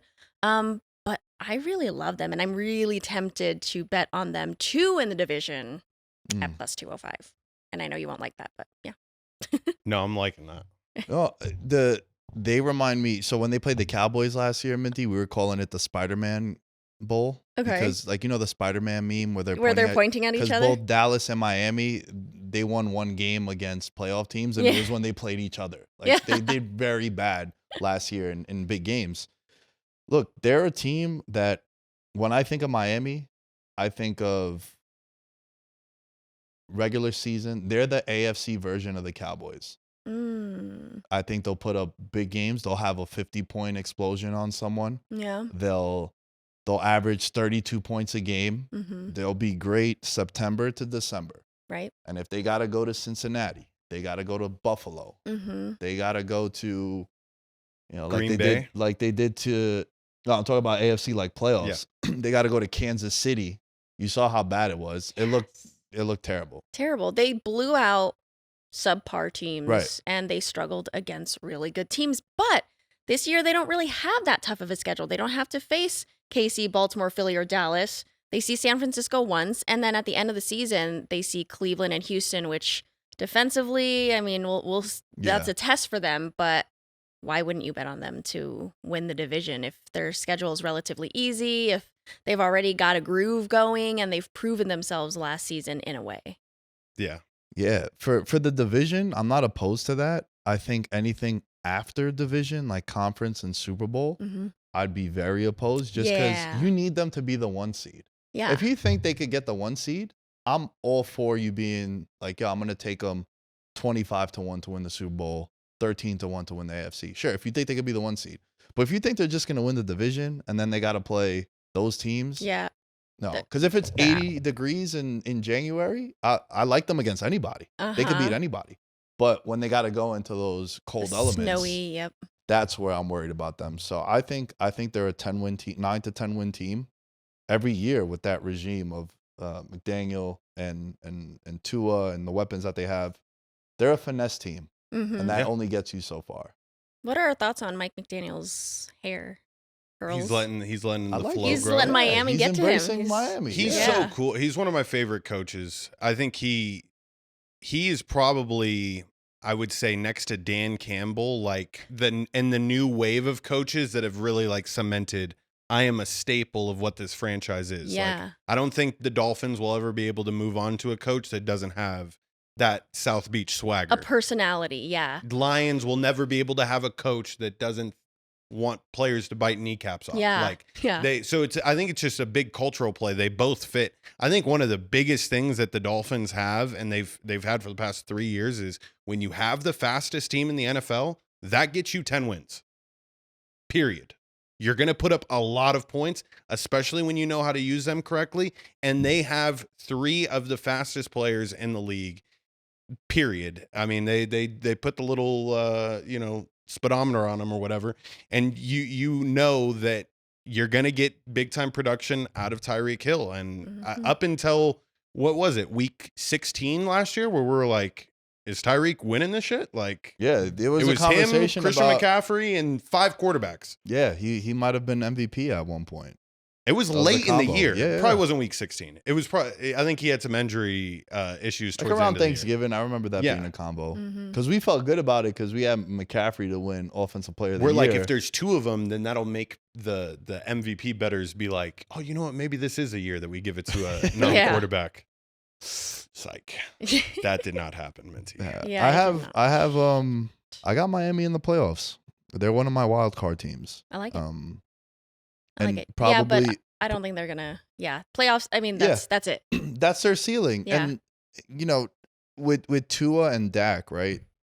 It was so interesting because we've been talking about this since last year. How that got to be the worst situation you could be as a team. Like it's a blessing and a curse because you have a franchise quarterback, you give him $250 million, but then you know what the ceiling is. Mm-hmm. It's a divisional round. You need and in Dallas's case, I know we're kind of going back to the NFC East, but Dallas had the home field advantage, Mm-hmm. and they still didn't get it done. So that's why Dak now is having all the question marks and all the issues that they're having in Dallas. And I just feel the same way about Tua. Like it's dope until it's January. Yeah. And for me, Minty, I'm someone, we were talking about the Giants before. If you're 1-8 around Halloween, I want you to finish 2-15. Yeah. I don't want you to draft 13th in the draft. Yeah. No, I want you to suck or we win a championship or at least be good enough to win Exactly. a title. And Miami's just always going to pick like 18th overall. Yeah. With this team. No, it's true. It's true. New England. Yeah. Oh, hot take time. Ooh, let's hear it. 4.5 win total, lowest in the NFL. A long way from being the favorite all those years. The worst odds to win the Super Bowl at 300 to 1. Crazy. My notes are I'm good on them. They had their fun. Yeah. Worst skill position players in the league. Hands down. I don't like Drake May because I don't like quarterbacks from basketball programs. Mm. I firsthand got to experience a Duke quarterback with the Giants, and that hasn't worked out well with Still Daniel experience. Jones. And I said, F Boston, you had your fun. Yeah, dude. I don't know how to. Christian Gonzalez, stud, Yeah. stud. Yo, Hey, Colombian. make the I'm best. not Colombian, but I thought you were when you said that. Colombian. You're like, represent. Yeah, I'm representing now. You got to make the worst out of a bad situation here, kid. You could shine, right? Like you could be setting yourself up here on this really, really bad team that you can get paid big time money later on. That's it. This is the only team when I graded them out at positions that had multiple D's. Mm. Wow. The only team where I'm just like, I legitimately can't give you at least a C- on these. And starting with the offensive line, it's like, have fun trying to get the ball out. Drake May, Joe Milton, the schedule for them, just being in that division alone is not favorable.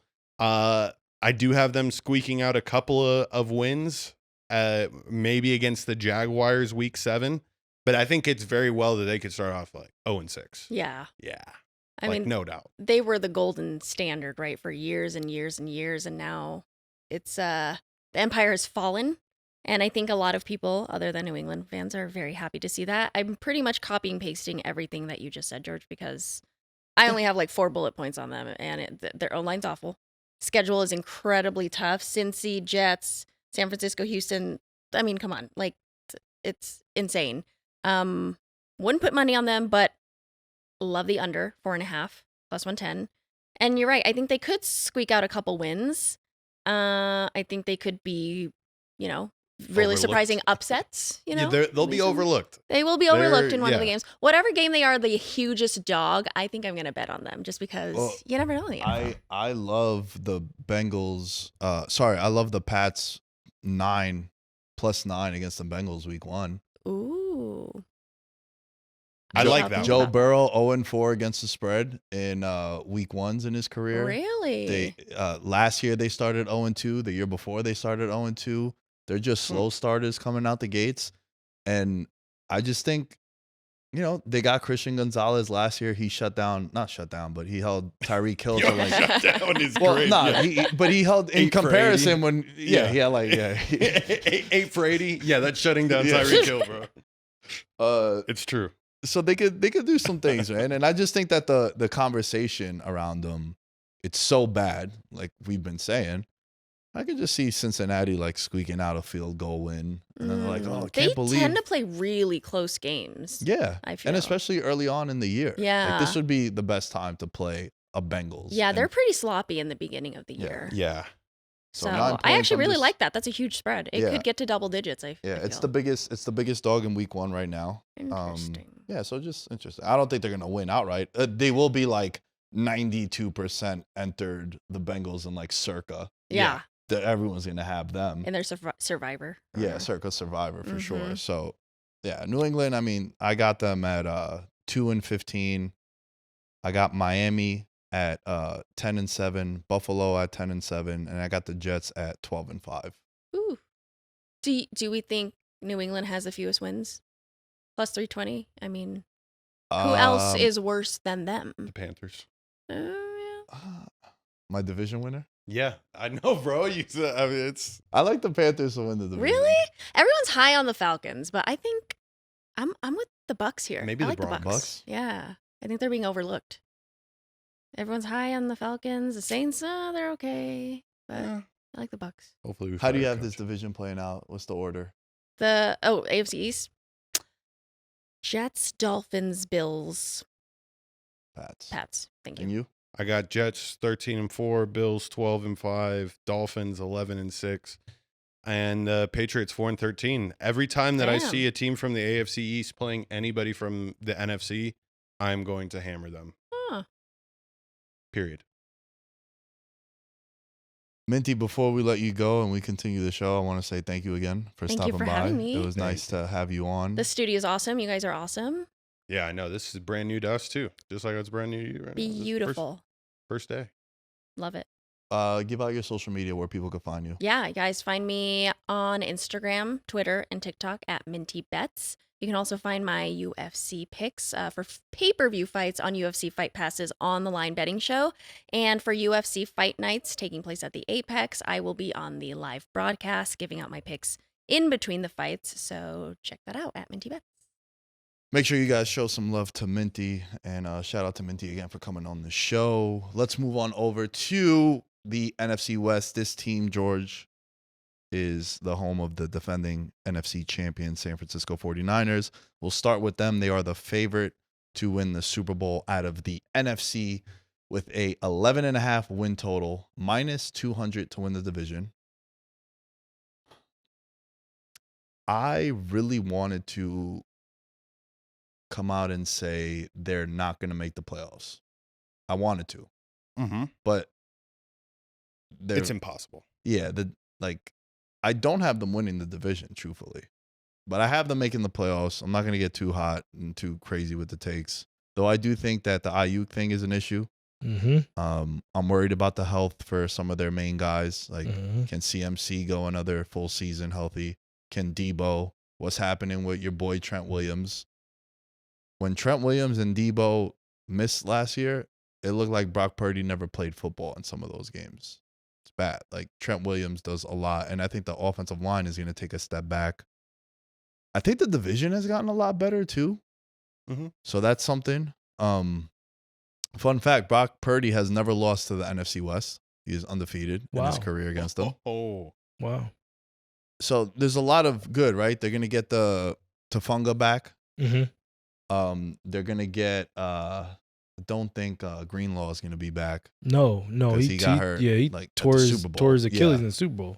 But look, man, I think this might be the last year for this run, because then Brock's going to want to get paid, and he's going to get paid, right? This dude, all he knows is NFC title games.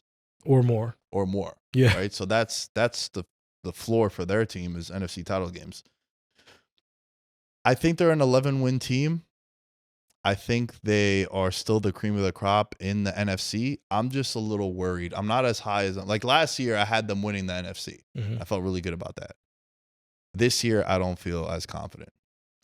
Thoughts? I think it's similar to, if you think back to like the Eagles with Donovan McNabb, early 2000s, how many times can you get to the top of the mountain and not win it? You see, I've said this before in terms of the Cowboys, you know what I'm saying? Like they get to the playoffs, they look bad. How many times can you do that before you're emotionally and mentally scarred? To your point in terms of the health, CMC, he's never had back-to-back healthy years. Not once. He's always hurt at some point, and we were waiting for him to be hurt last year. It just never happened. So is he able to continue that trend of health? That's a very, very big thing because you take him out of it. Obviously, they still would be productive because it's Kyle Shanahan in the stretch zone read.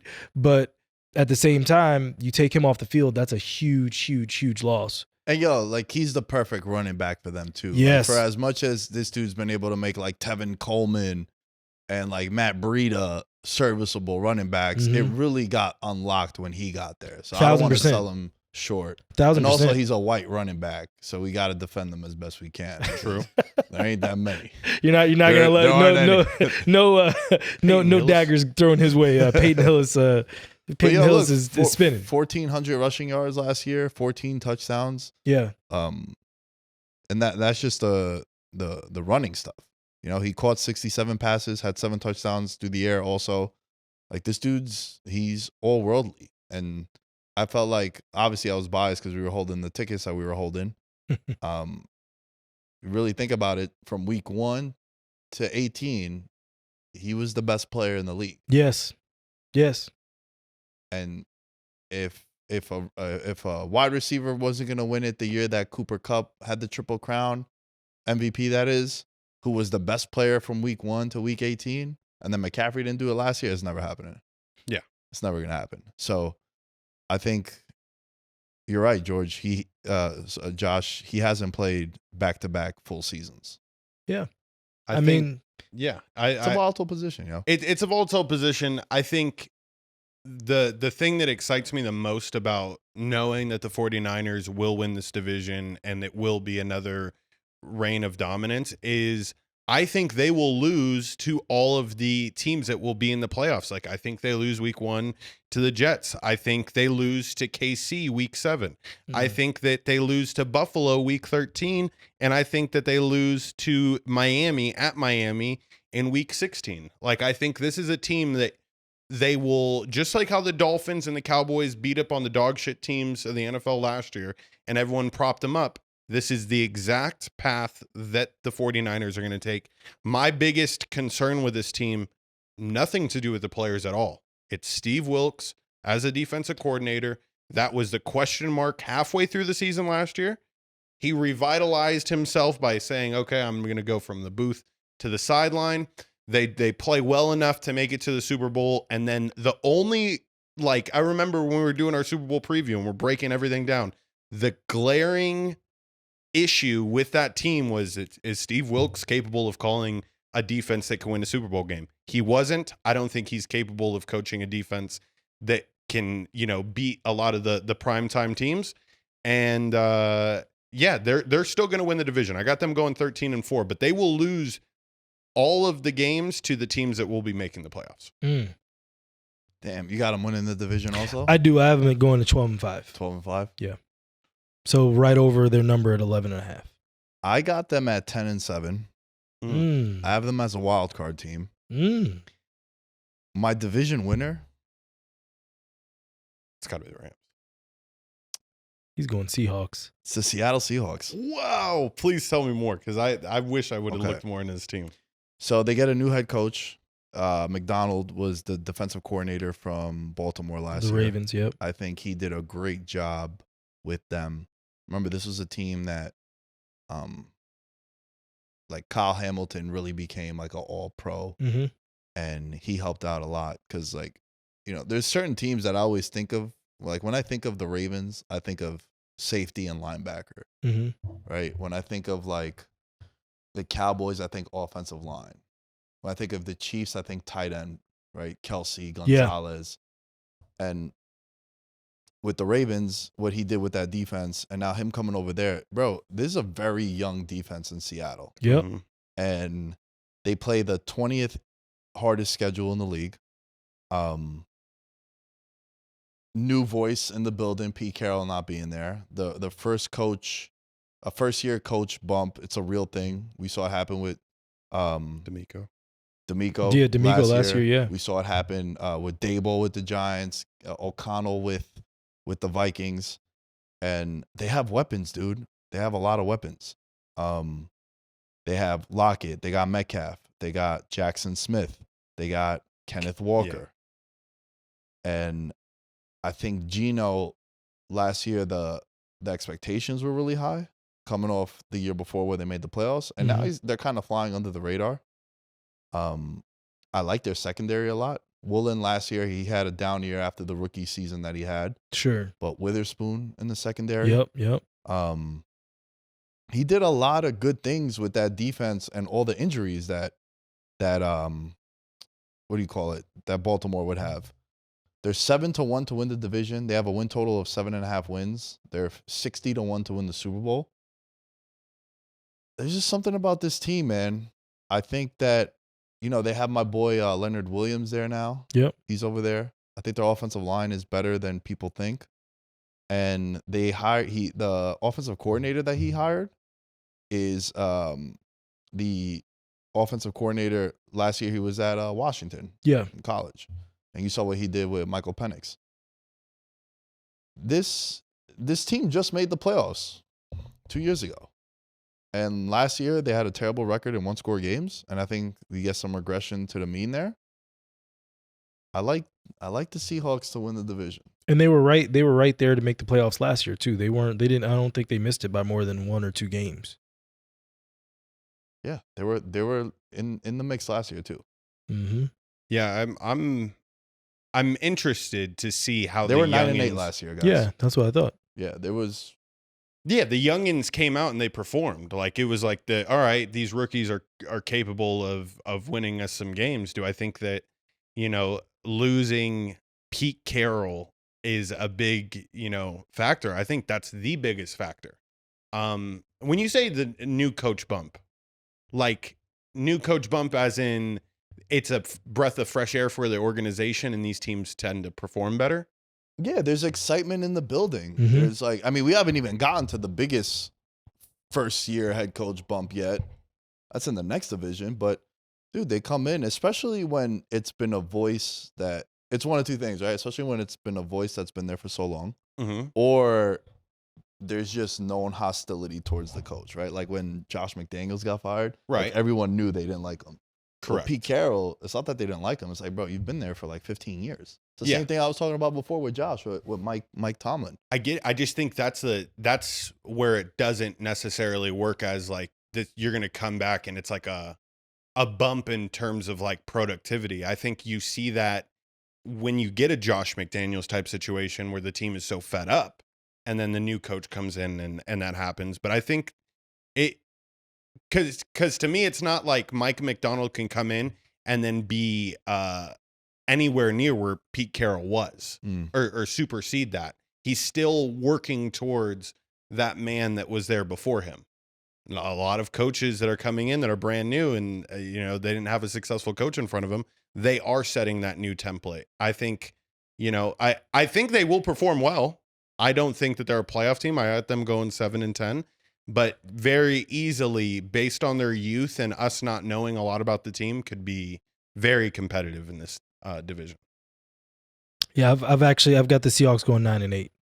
I think that they picked up Sam Howell for a 3rd-round pick for my team, but I think Geno. It really just comes down to the connection that Geno and DK Metcalf have. He's their best player. They've got to utilize him more. They've got to get the run game back going again like it was 2 years ago when they did make the playoffs.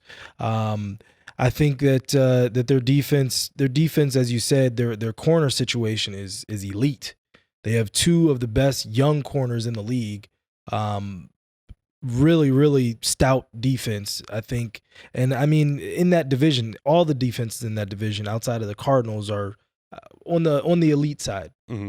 Yeah, I mean, even the Rams, Aaron Donald being gone, but you draft back-to-back defensive players in the 1st and 2nd round, they're re-energizing their defense. I think that the Seahawks they're gonna be right there in the mix again.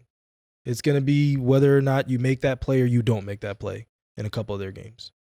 And with the Rams, staying with them, well, pivoting to them, I should say, 30-1 to win the Super Bowl, plus 330 to win the division, 8.5 win total. I remember last year them and the Bucks. Jeremiah actually was like, "Yo, I'm high on the Bucks and the Rams last year," and dude, they went crazy. Remember last year we were talking on the show like, we know Stafford, Donald, and Cup. We don't know anyone else on the roster. Nobody else. Yep. Now there's a lot of guys we know on the roster, right? Puka They have a Nacua. two-headed monster with the wide receivers. Stafford is a top 3 quarterback in the conference. Oh, for sure. So that got to weigh something. In the conference, not the division, the conference. Yes. The conference. Yeah. Yeah. Yeah. I think, bro, you know what's crazy? Let me ask you this. You two. Him or Aaron Rodgers, who would benefit more with a second Super Bowl? Like, whose career would look different For with sure. a second Super Bowl? For Because, bro, once everyone used to be like, yo, Stafford is that dude. It's just that even Rodgers said it on McAfee's show. Like, yo, Stafford, he's been doing this, all these no-look stuff for years, but he plays on a 5-win Detroit team and no one cares. Like, Yeah. C.J. Stroud said that's his favorite quarterback. Yeah. Right? Yeah. Stafford is that guy. Whose career would benefit more? Obviously, it's Rodgers. I disagree. I'll say the reason why. So Matthew Stafford solidified everything with winning 1. Fair. Him winning 2, it's like, oh yeah, he's great, good, but it's not like that bumps him up past a ton of quarterbacks that are ahead of him right now. Whereas Aaron Rodgers, you win 1 early in your career and then you have nothing but heartbreak. Right. And never even getting back to another one. But you have the individual accolades. But see, that's what I'm saying. But the individual accolades, everyone can still poke holes in them. Like, if anybody wants to have a conversation with me saying Aaron Rodgers is this or that, I'm like, what did he really do? He did great in the regular season. Playoffs never really did that much. He gets a second one. He lost 4 games in which he didn't get to touch the ball again. Hey, be that as it may. No, I know. Patrick Mahomes is winning those games. He's still winning those games. A second Super Bowl for him changed the narrative on him because now he passes Drew Brees. He passes some of those guys that are still in the same realm as him, but have better numbers right now. You know what I mean? You start to, we've talked about it. Once you get to 2 and 3 as a quarterback, it changes the conversation around you. Yeah. You know what I mean? And if you won one with the Jets, stop. Right. Yeah. No, that's fair. That would be the even bigger part. I want to get your thoughts on this too, and then we gotta get back into that. But I do want to dedicate an episode to this because I think it's a fascinating talking point. No, I think as far as legacy goes, whoever wins the next one out of those 2, we will look at as the better quarterback. As crazy as it sounds, and I think people would think about it now as Aaron Rodgers has that regardless. But I think if Stafford wins another Super Bowl, like, it's without a doubt Stafford is the better of those 2 quarterbacks, no matter how many MVPs he has. I think it's more meaningful for Stafford. Stafford needs that, because if not, Aaron Rodgers will always be known as he is better than you. I mean, I got them this year. No, I agree with you. I got them at 10-7. Last year they ended the year 7-1. They were one of the hottest teams going into the playoffs. And they have a really young defense. And I think pound for pound, they might have one of the best coaches in the league. Like, he's fucking amazing. When he wants to be there. Yeah. Yeah. And look, yo, I think Cooper Kupp bounces back. Cooper Kupp is, the reports coming out of camp is that he's good. He's locking in. I love Cooper Kupp this year. Like, yo, Cooper Kupp is going 3 rounds later in fantasy drafts than Puka Nacua. And I think I'd rather wait and get Cooper Kupp. Because, bro, both these guys are going to get 12 targets a game. Yeah. It's cool. The offense is condensed. 20 carries for Williams. And then if Stafford throws the ball 32 times, they're getting 19 targets combined. Yeah. So it's a 2-headed monster. And you saw how good the Rams were with Odell and Kupp, right? They don't win the Super Bowl if it's not for Odell. Yeah. I'll die on that hill. Even though he got hurt in the Super Bowl, they don't get there without him. And now they have Puka and Cooper Kupp, and Stafford has great chemistry with both of those guys. I got them at 10-6. I think they go over their win total, and I think they compete to the bitter end for the division title. 10-7. 10-7, yeah. I said 10-6. My bad. Yeah. I got them at 8 and 9. I think early on they don't have their left tackle Alaric. I don't know what his last name is, but he's suspended for the first 2 games. That's going to play a huge factor into them having a slow start. Good luck to whoever has to guard Aiden Hutchinson game 1. 8 and 9 for me. I think this division plays out as 49ers 13 and 4, Rams 8 and 9, Seahawks and Cardinals both 7 and 10. Shit, we didn't touch on the Cardinals. I just realized that. Well, the Cardinals I think are pretty fascinating, man. I don't know if you guys do this, but like I look at how many guys on the fantasy standpoint do I like on your team, and I kind of like I like McBride, love Marvin Harrison Jr. Yeah, I think offensive rookie of the year. Just send it to him already. I like Kyler Murray when he's healthy. Connor in the backfield. Offensive line is improved. A very popular worst to first candidate. A lot of people have hammered this one. The odds have moved significantly from 18 to 1. Now you can get them at around 13 to 1. Plus 350 to make the playoffs, minus 480 for them not to miss the playoffs, 80 to 1 to win the Super Bowl. It comes down to Kyler Murray. And I think also, they took an offensive lineman, top 10 last year, Johnson. It's terrible. 59th out of 85 eligible tackles on Pro Football Focus. And you're going to need to protect them. Outside of Marvin Harrison, there's not a lot there. Michael Wilson, Greg Dortch. It's going to be McBride, who broke out towards the tail end of last season. And then Marvin Harrison Jr. That's why I think he should get like 180 targets this year, bro. 180 targets? Who else? Did you just hear? I heard what you said, but my goodness, you trying to try and get that man killed. DeAndre Hopkins, when he got there, Kyler was just like, "Where's D-Hop?" Yep, that's all he was doing. So that's why I think he's plus 800 to win Offensive Rookie of the Year. It's my favorite bet for Offensive Rookie of the Year. Their defense gonna have some work to do. There could be issues for them, but Rich Gannon, that's his thing. Mm-hmm. So maybe he helps them. But I think they're like a 6-win team. They go under their win total. Yeah, I've got them at 6-11. I've got the Rams at 10-7. And, I mean, their defensive line is one of the worst D lines I think in all of football. Nobody of notable stature there, and I think when you don't got a good D line, you're gonna have to make Kyler Murray and Marvin Harrison score 25 points a game for you to win. I think it's gonna be tough for them. I do have them going 7-10 though. I do see a path to 7 for them. Okay. All right. Let's wrap this show up with one last division. Best for last, since they did win the championship. We got to show love to the Kansas City Chiefs. Fun fact, there's never been a 3-time winner of the Super Bowl in NFL history. It's never happened. Teams with double-digit win totals, generally a good team to fade. Over the last 3 seasons, teams with double-digit win totals, 12 and 15 to the over. Last 3 seasons, 3 and 7 to the over. And they have a 11.5 win total. They are minus 230 to win the division. They are the favorites to win the Super Bowl at plus 500. George, thoughts on the Chiefs? I mean, it's going to be shocking when they lose again week 1. It'll be like we'll replay back to when Detroit beat them week 1 last year, and everyone's going to hit the panic button per usual. And then before you know it, Nick, we're going to blink. It'll be November, and they are going to be 11-1. And then we're going to be like, oh yeah, no, they already are going to cover their win total, and we're not even at fucking Christmas.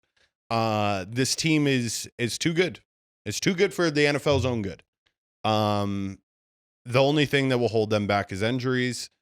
And those injuries can definitely start at the quarterback position. Patrick Mahomes has been known for ankle injuries.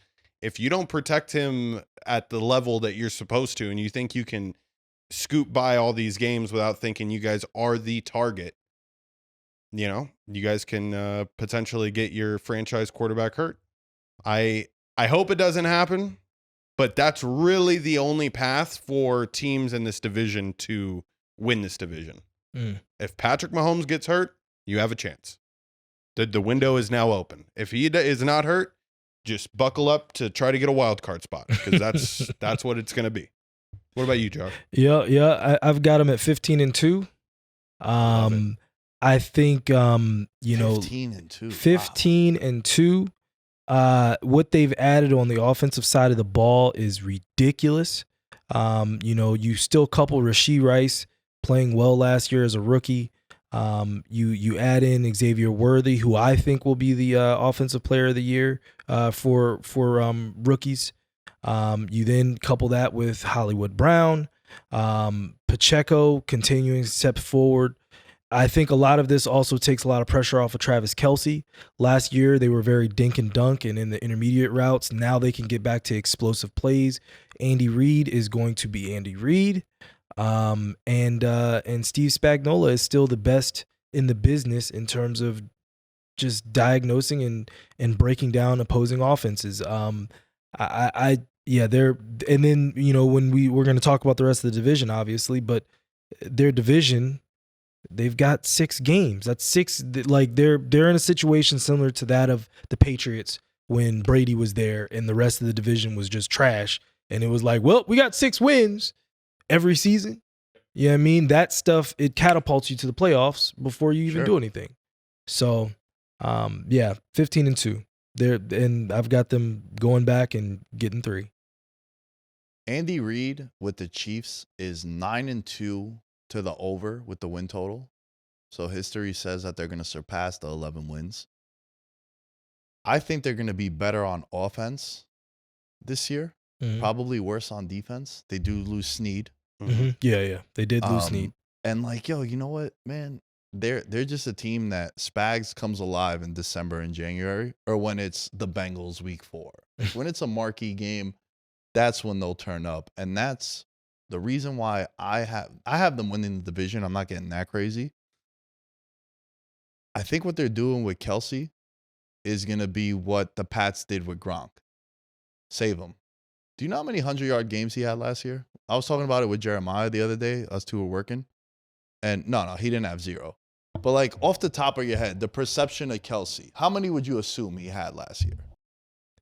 Perception, 5, but I'm sure it was probably 2 or 3. It was 2. He had 200-yard games, right? Everything else was 2 for 14, 3 for 70. Nothing crazy. And then come playoff time, 100. overs on his catches, his yards, his yeah. touchdowns. I think all but one game. It's like, now we need you. And I think that's what they're going to do now. So I think it might hinder them in the regular season. But I do think the offense with Worthy, another year with Rice, Mahomes is still there, right? I'm not saying to take their unders or anything like that, but I think the offense will be better, and I think that they're going to regress a little bit defensively. And, not for nothing, man, their floor is the AFC title game. That's the floor. This team is going to be there because they always are, unless 1-5 goes down. So for me, I got them at 12-5. I got them winning this division. And they are my 3 seed in the AFC. I think this is the last pin in the cap that Andy Reid and Mahomes needs, is a 15-2, a 16-1 record where it's I know we won championships. You guys need to see how dominant we really were, and have a year that the Golden State Warriors had. Hopefully win the title at the end of it, finish the job stuff. But I think they need that. And I think they feel it. I don't think they felt it last year. I really don't think they felt after winning that first title, okay, let's really put our foots on people's necks. Yeah. I think we're going to get that version of them this year. Look, they open up. They got some tough games. They open up against Baltimore at home. Then they got Cincy at home. Cincy don't give a fuck going in there. They love going in there. And they play at Atlanta, at Chargers, home New Orleans. Potentially could run the table if they get through those first 2 weeks. Yep. Right? Oh, yeah. Yep. But then they have some tough ones at Buffalo, at San Fran, at Cleveland, at Pittsburgh in December. right? Denver, the Raiders last year beat them. So they do lay eggs too. Yeah, You yeah. know, they do lay eggs. It seems like it happens at home for Kansas City. Like on the road, they're amazing, especially in division. So I feel like Kansas City this isn't the team. And shouts to Jared Smith. He said that last year too. He's like, this isn't where you get cute. You get cute with the Panthers to win the division. You take Kansas City. All right, minus 230. Don't get stupid. Yeah, don't get stupid. I do want to mention though, a team that I'm always intrigued by them. Oh, let's hear it. Chargers. Where do you have them this year, dude? I have them as a playoff team. Nice. And I have them at 10-7. And look, they have the second easiest schedule in the league. They are plus 320 to win the division, 8.5 wins, 45-1 odds to win the Super Bowl. It really comes down to Harbaugh. Dude, everywhere this guy goes, he wins, and he wins right away. And the offensive line is going to be vastly improved. They spent the 5th overall pick on Alt from Notre Dame. They get Slater back. He's a culture creator. He's going in there and he's throwing passes to the guys and running around, and he's clowning on Justin Herbert and he's trolling them and stuff. And they do lose their 2 wide receivers and their running back from last year. Running back, I'm cool with them losing Eckler. He went to your team. He did. Allen, I think, is definitely a devastating one. That's the Mike loss. Williams didn't play all the last year. He got hurt. He did, but the year before when they went to the playoffs, Sure. got his money He's a on beast. that one. But he's also never available. Yeah, So yeah. there's that, right? Greg Roman is the offensive coordinator there. Mm. He's amazing in year 1. It's after where people don't like the offense and it starts to suffer. So year 1, he does great things. And their schedule is not that difficult. They do play the Chiefs well. They're 5-2 against them against the spread. And if they sweep the other 2 in division, it's 4-2. 4-2, and then you could take care of the rest of your schedule. I like them. I like them a lot, and it's also a big year for Justin Herbert. Was Greg Roman with Harbaugh in San Fran? That I am not. I'm trying to think. I think that he might have the other Harbaugh. I think he might have in been Baltimore. Yeah, no, I know, but before that, I think he might have been. They do a lot of homie hopping. What I'm seeing with the Harbaugh. With the Harbaughs? Yeah, bro. I mean, the nepotism is at crazy levels. Everybody was a fucking Michigan coordinator last year. That I'm looking at all these new coaches. Yo, actually, he was. What? He was, right? He was the offensive coordinator I thought he was. from 2011 to 2014. So he had Kaepernick. Yeah. And then he was with the Bills. Yep. Then he was with the Ravens until now. Yeah, that's. I thought I remembered he was Kaepernick's coordinator. I mean, they know each other, so that gives Harbaugh a sense of familiarity going back into the league. I think the biggest thing though is the loss of playmakers on offense and who is going to fill those slots. And it's not as if Herbert knows this system in and out, and it's a lot of new and not a whole lot of answers for me. I do still have them getting to 9-8 in the division, but I don't know if that's going to be enough to make the playoffs in the AFC. Yeah, I have them battling, man. I have them at 8-9, but they can very well be 10-7, and I would not be surprised. A lot of those games with the Raiders, this division is, I would say, the rivalries within it are one of the toughest in the NFL. Anybody that comes down here to play the Raiders, it's an intense crowd. You can feel it. Will this be Justin Herbert's second sort of archetype? The original archetype coming out of Oregon, spread offense. Let's get it out to all our studs. Now you're getting a coach that's going to transform you into what Jared Goff is. Hand the ball off. Be really good on play actions. We are not going to rely on you to do everything. I think this will probably fit him better. I like the Chargers this year. 8-9. 8-9 is what I'm going to stay with, though. Yeah, I mean, Stanford, Michigan, Niners, this dude wins right away. He's a beast, man. They might have a top 5 quarterback head coach combination of both. It's not like he's a college coach we've never seen coach in the league. Correct. He's been successful. So very successful. Super Bowl. yeah, it's gonna be fun, man. I'm excited to see what they do there. Raiders, 6.5 win total, 100-1 odds to win the Super Bowl. 9th hardest schedule in the league. Brock Bowers, I think, already might be a top 5 tight end in the league, and the way they're going to use him, it's going to be really fun to see how they use him. Brock Bowers is huge. When I went to that practice, because remember their pick from last year, Mayer. Yeah, he made Mayer look small. Yeah, jeez. Nick Saban said he was the hardest guy he ever had to prepare for. Okay, and that's saying a lot. Nick Saban's been there forever. Okay, and he was like, "Yo, this dude would have been a top 5 pick 3 years ago." When he came out, if he could have. So this dude's a beast. I don't know how excited I could get for a team with Aiden O'Connell and Gardner Minshew as their quarterbacks. Yep. Antonio Pierce, the Raiders strike me as, and I love Antonio Pierce. Won a Super Bowl with the Giants. Mm-hmm. Greatest defensive play I've ever seen in my life. He made in that game against the Packers in that NFC title game.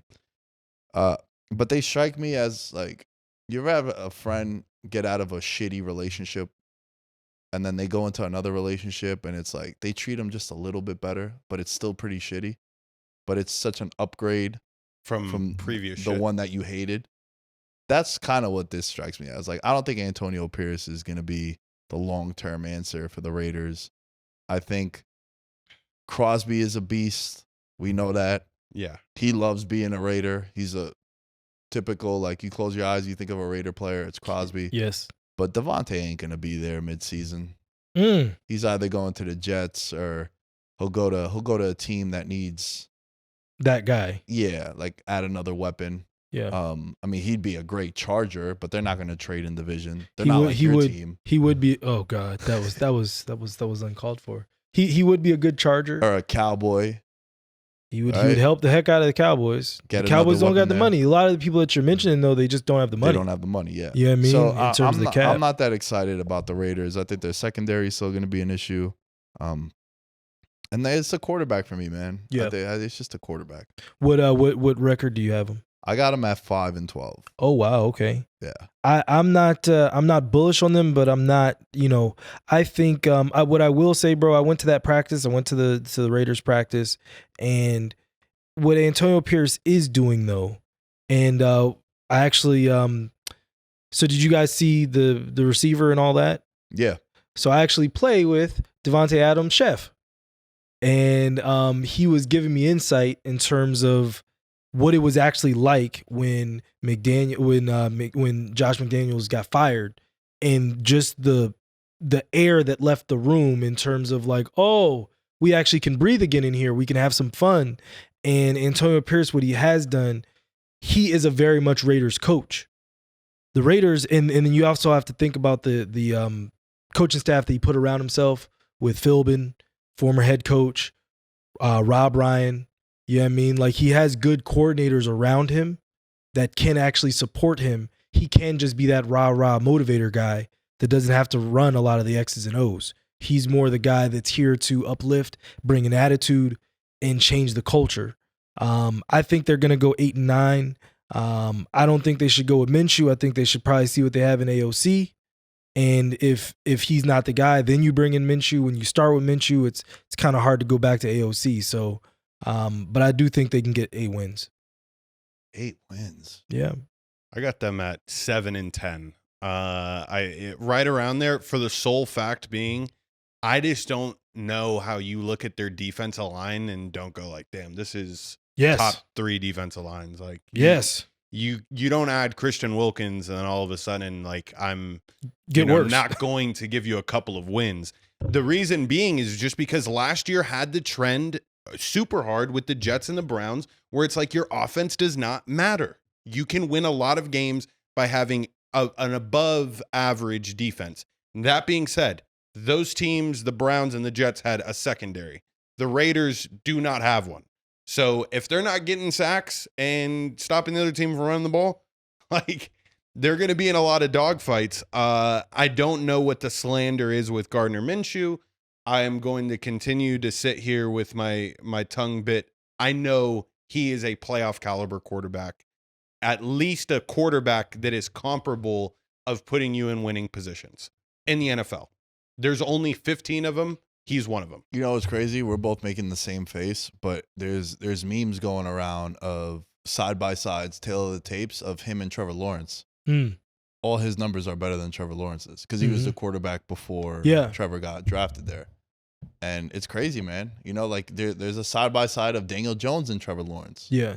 It's like the numbers are what they are. Yeah. Kind of the same. But it's what's the perception, right? Yeah. So what's the perception of Gardner Minshew? Look, they open up at Chargers, but it's really a home game.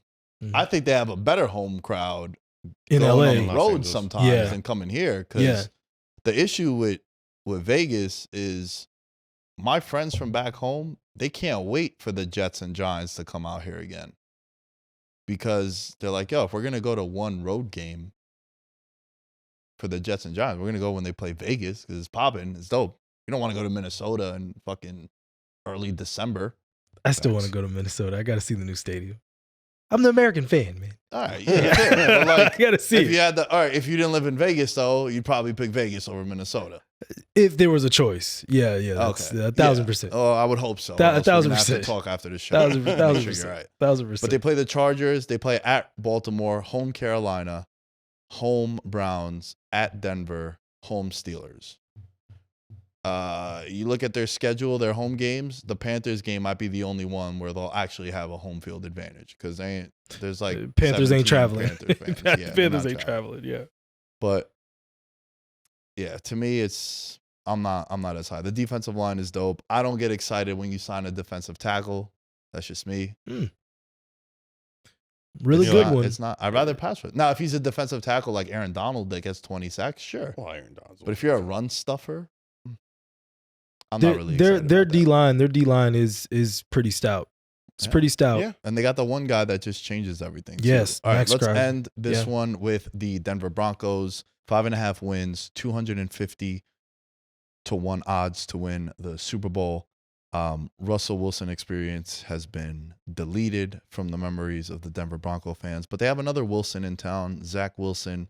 They got Bo Nix at quarterback. They have the 8th hardest schedule in the league. Their defensive line per PFF is 31st. Their offensive line is 18th.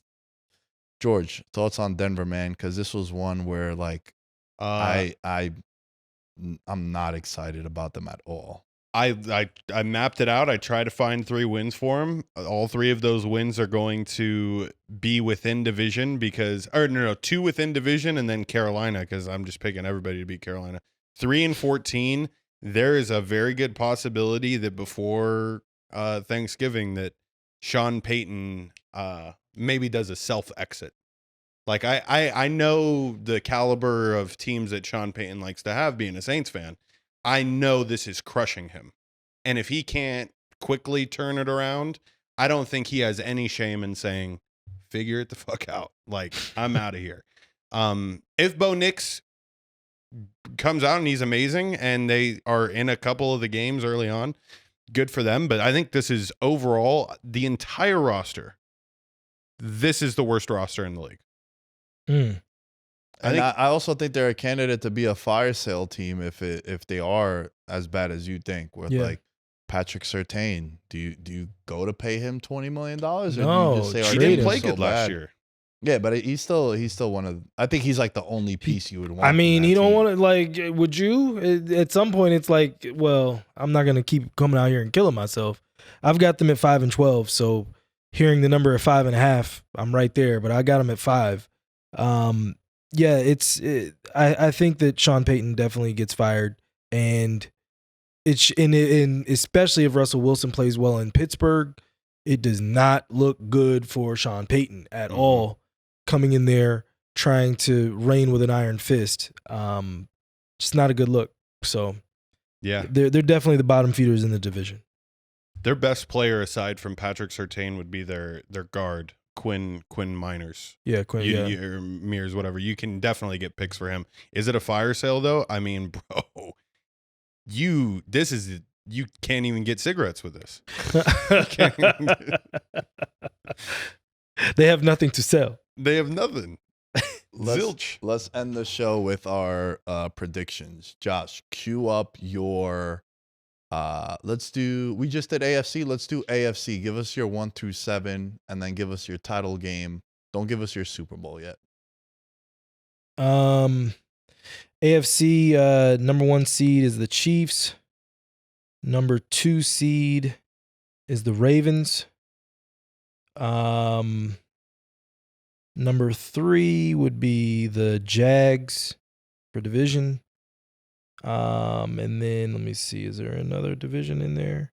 Oh, I didn't have AFC East.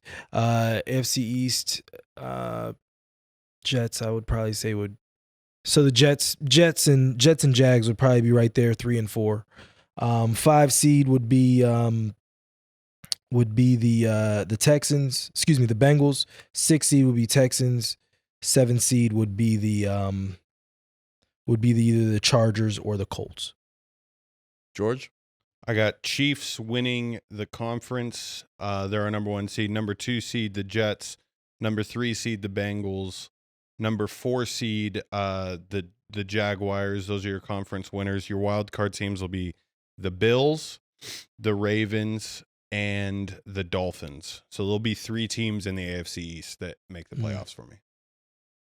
I have it Bengals as the 1 seed with the best record in all of professional football, 13 and 4. I got Jets at 12 and 5, as well as the Chiefs at 12 and 5. I got the Jaguars at 10 and 7. Then I got the Chargers and Bills at 10 and 7, and then I got the Dolphins at 9 and 8. That's my AFC playoff teams. I'll kick us off with the NFC.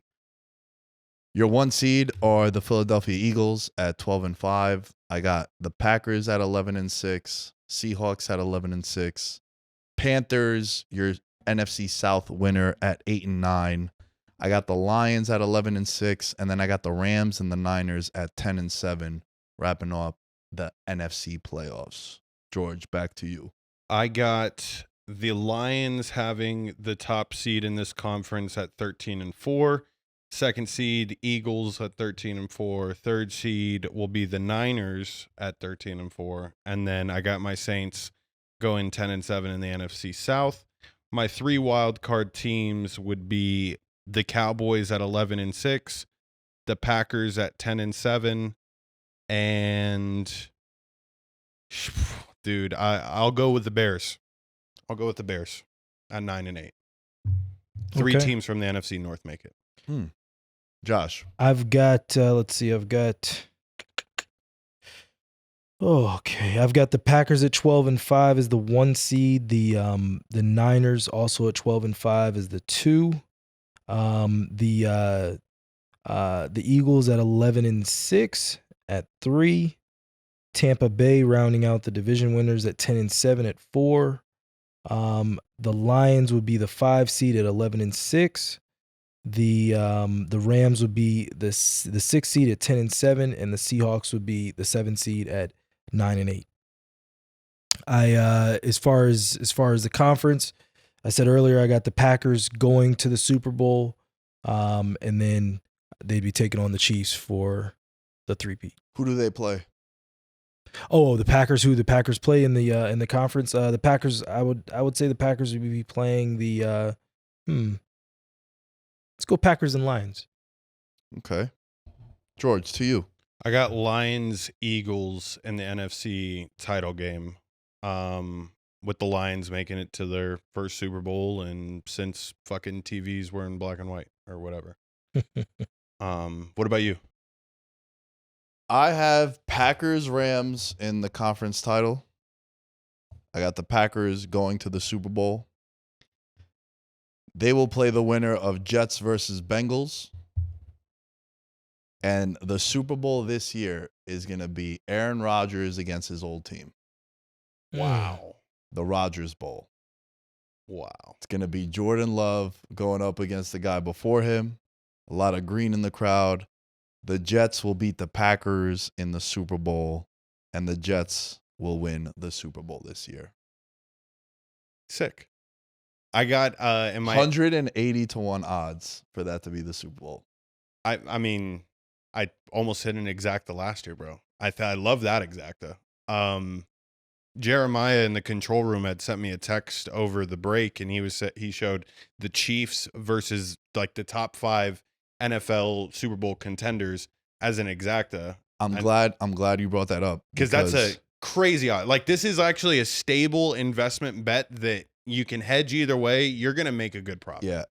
Also to that, 10 of the last 11 Super Bowl matchups have featured top 6 favorites, which is what Jeremiah was doing there too. Mm-hmm. The only one that didn't was the Bengals and Rams, because the Bengals at the time were like 150 to 1 odds. Right? So that was a crazy payout. So yeah, man, we've spoke about this often. If you're looking at the Super Bowl winner, mine isn't a top 5 favorite. The Jets are not a top 5 favorite. They're like 8th, right? But it's, the Rams, when the Rams won it, they were 6th. So you're not getting these 45 to 1s, these 70 to 1s. It's very, very rare. And in recent memory, it's not even possible. Yeah. No, you need CJ Stroud to have gone off last year and won a Super Bowl. Yeah. Like that would be it. You need that rookie quarterback to take you. The reason why I even brought that up though is because the Chiefs versus like the top 4 contenders from the NFC, the exactas, are all over like 30 to 1. Put in every single one of those, and then no matter what happens with the last 2 weeks, you can make your hedges and win some decent cash. Imagine if the Chiefs are in the AFC title game against the Jets, and then you have an exacta of them playing the Eagles or the Niners, and that's the NFC title game. You just would bet big money on like the Jets in that game, because you're like, oh, I'm gonna make out some money there too. So that's a good one. Who's your Super Bowl? My Super Bowl is the Packers versus the Chiefs. I've got the Chiefs getting the 3-peat done. Yeah, I mean, it's gonna be interesting. It's definitely gonna be interesting. I think the Chiefs are gonna rival the greatest show on turf this year. I think their offense is that explosive. Like, we think that the Dolphins have an explosive offense. We about to see something totally different. We didn't even talk. I keep forgetting the child's name. The rugby player that the Chiefs picked up. Yeah. That was 24 miles an hour clocked. They have nothing but cheetahs and stallions everywhere on that side, on the offensive side of the ball. Really excited to see just what Andy Reid dials up. Well, there you have it. Year 9 of Veterans Minimum, the 10th NFL preview show. Thank you all for listening. Thank you all for watching on YouTube. Hope you guys like the new changes made to the YouTube channel. Some more graphics, some more animated stuff. Shout out to you two for coming on the show again. You'll be hearing a lot of these two legends on the show moving forward for the rest of the season. All things Veterans Minimum are at Veterans Minimum. And yeah, I promise we'll talk some Colombia trip next time we record. Oh, I could just feel you. Bro, I can feel I gotta I gotta make sure also that Isaiah is here, not my boss. That would be right? Yeah, dude. Your boss, he roots you on though. Bro. He does. Yeah, he's a man, bro. He's a man. Programming note: please share, subscribe, tag us. This is the biggest episode we do. It's like 3 hours and some. But please, it goes a long way. I sound like a broken record, but rate, review, comment, subscribe. The best endorsement is you listening to the show and telling people that you listen. That's the only way that I consume content too, is when my friends tell me, yo, check this out. So please do that for Veterans Minimum. It goes a long way. And yeah, thank you all for listening all these years. However big the fan base is and the audience is, it's gotten us to this point. And I'm super grateful and excited for all the cool shit coming up. And it made me appreciate it more too, man, not recording for 6 weeks. So I hope you guys missed us. We're back. We'll be back with another episode of VM for week 1 preview. Normal programming, September 5th.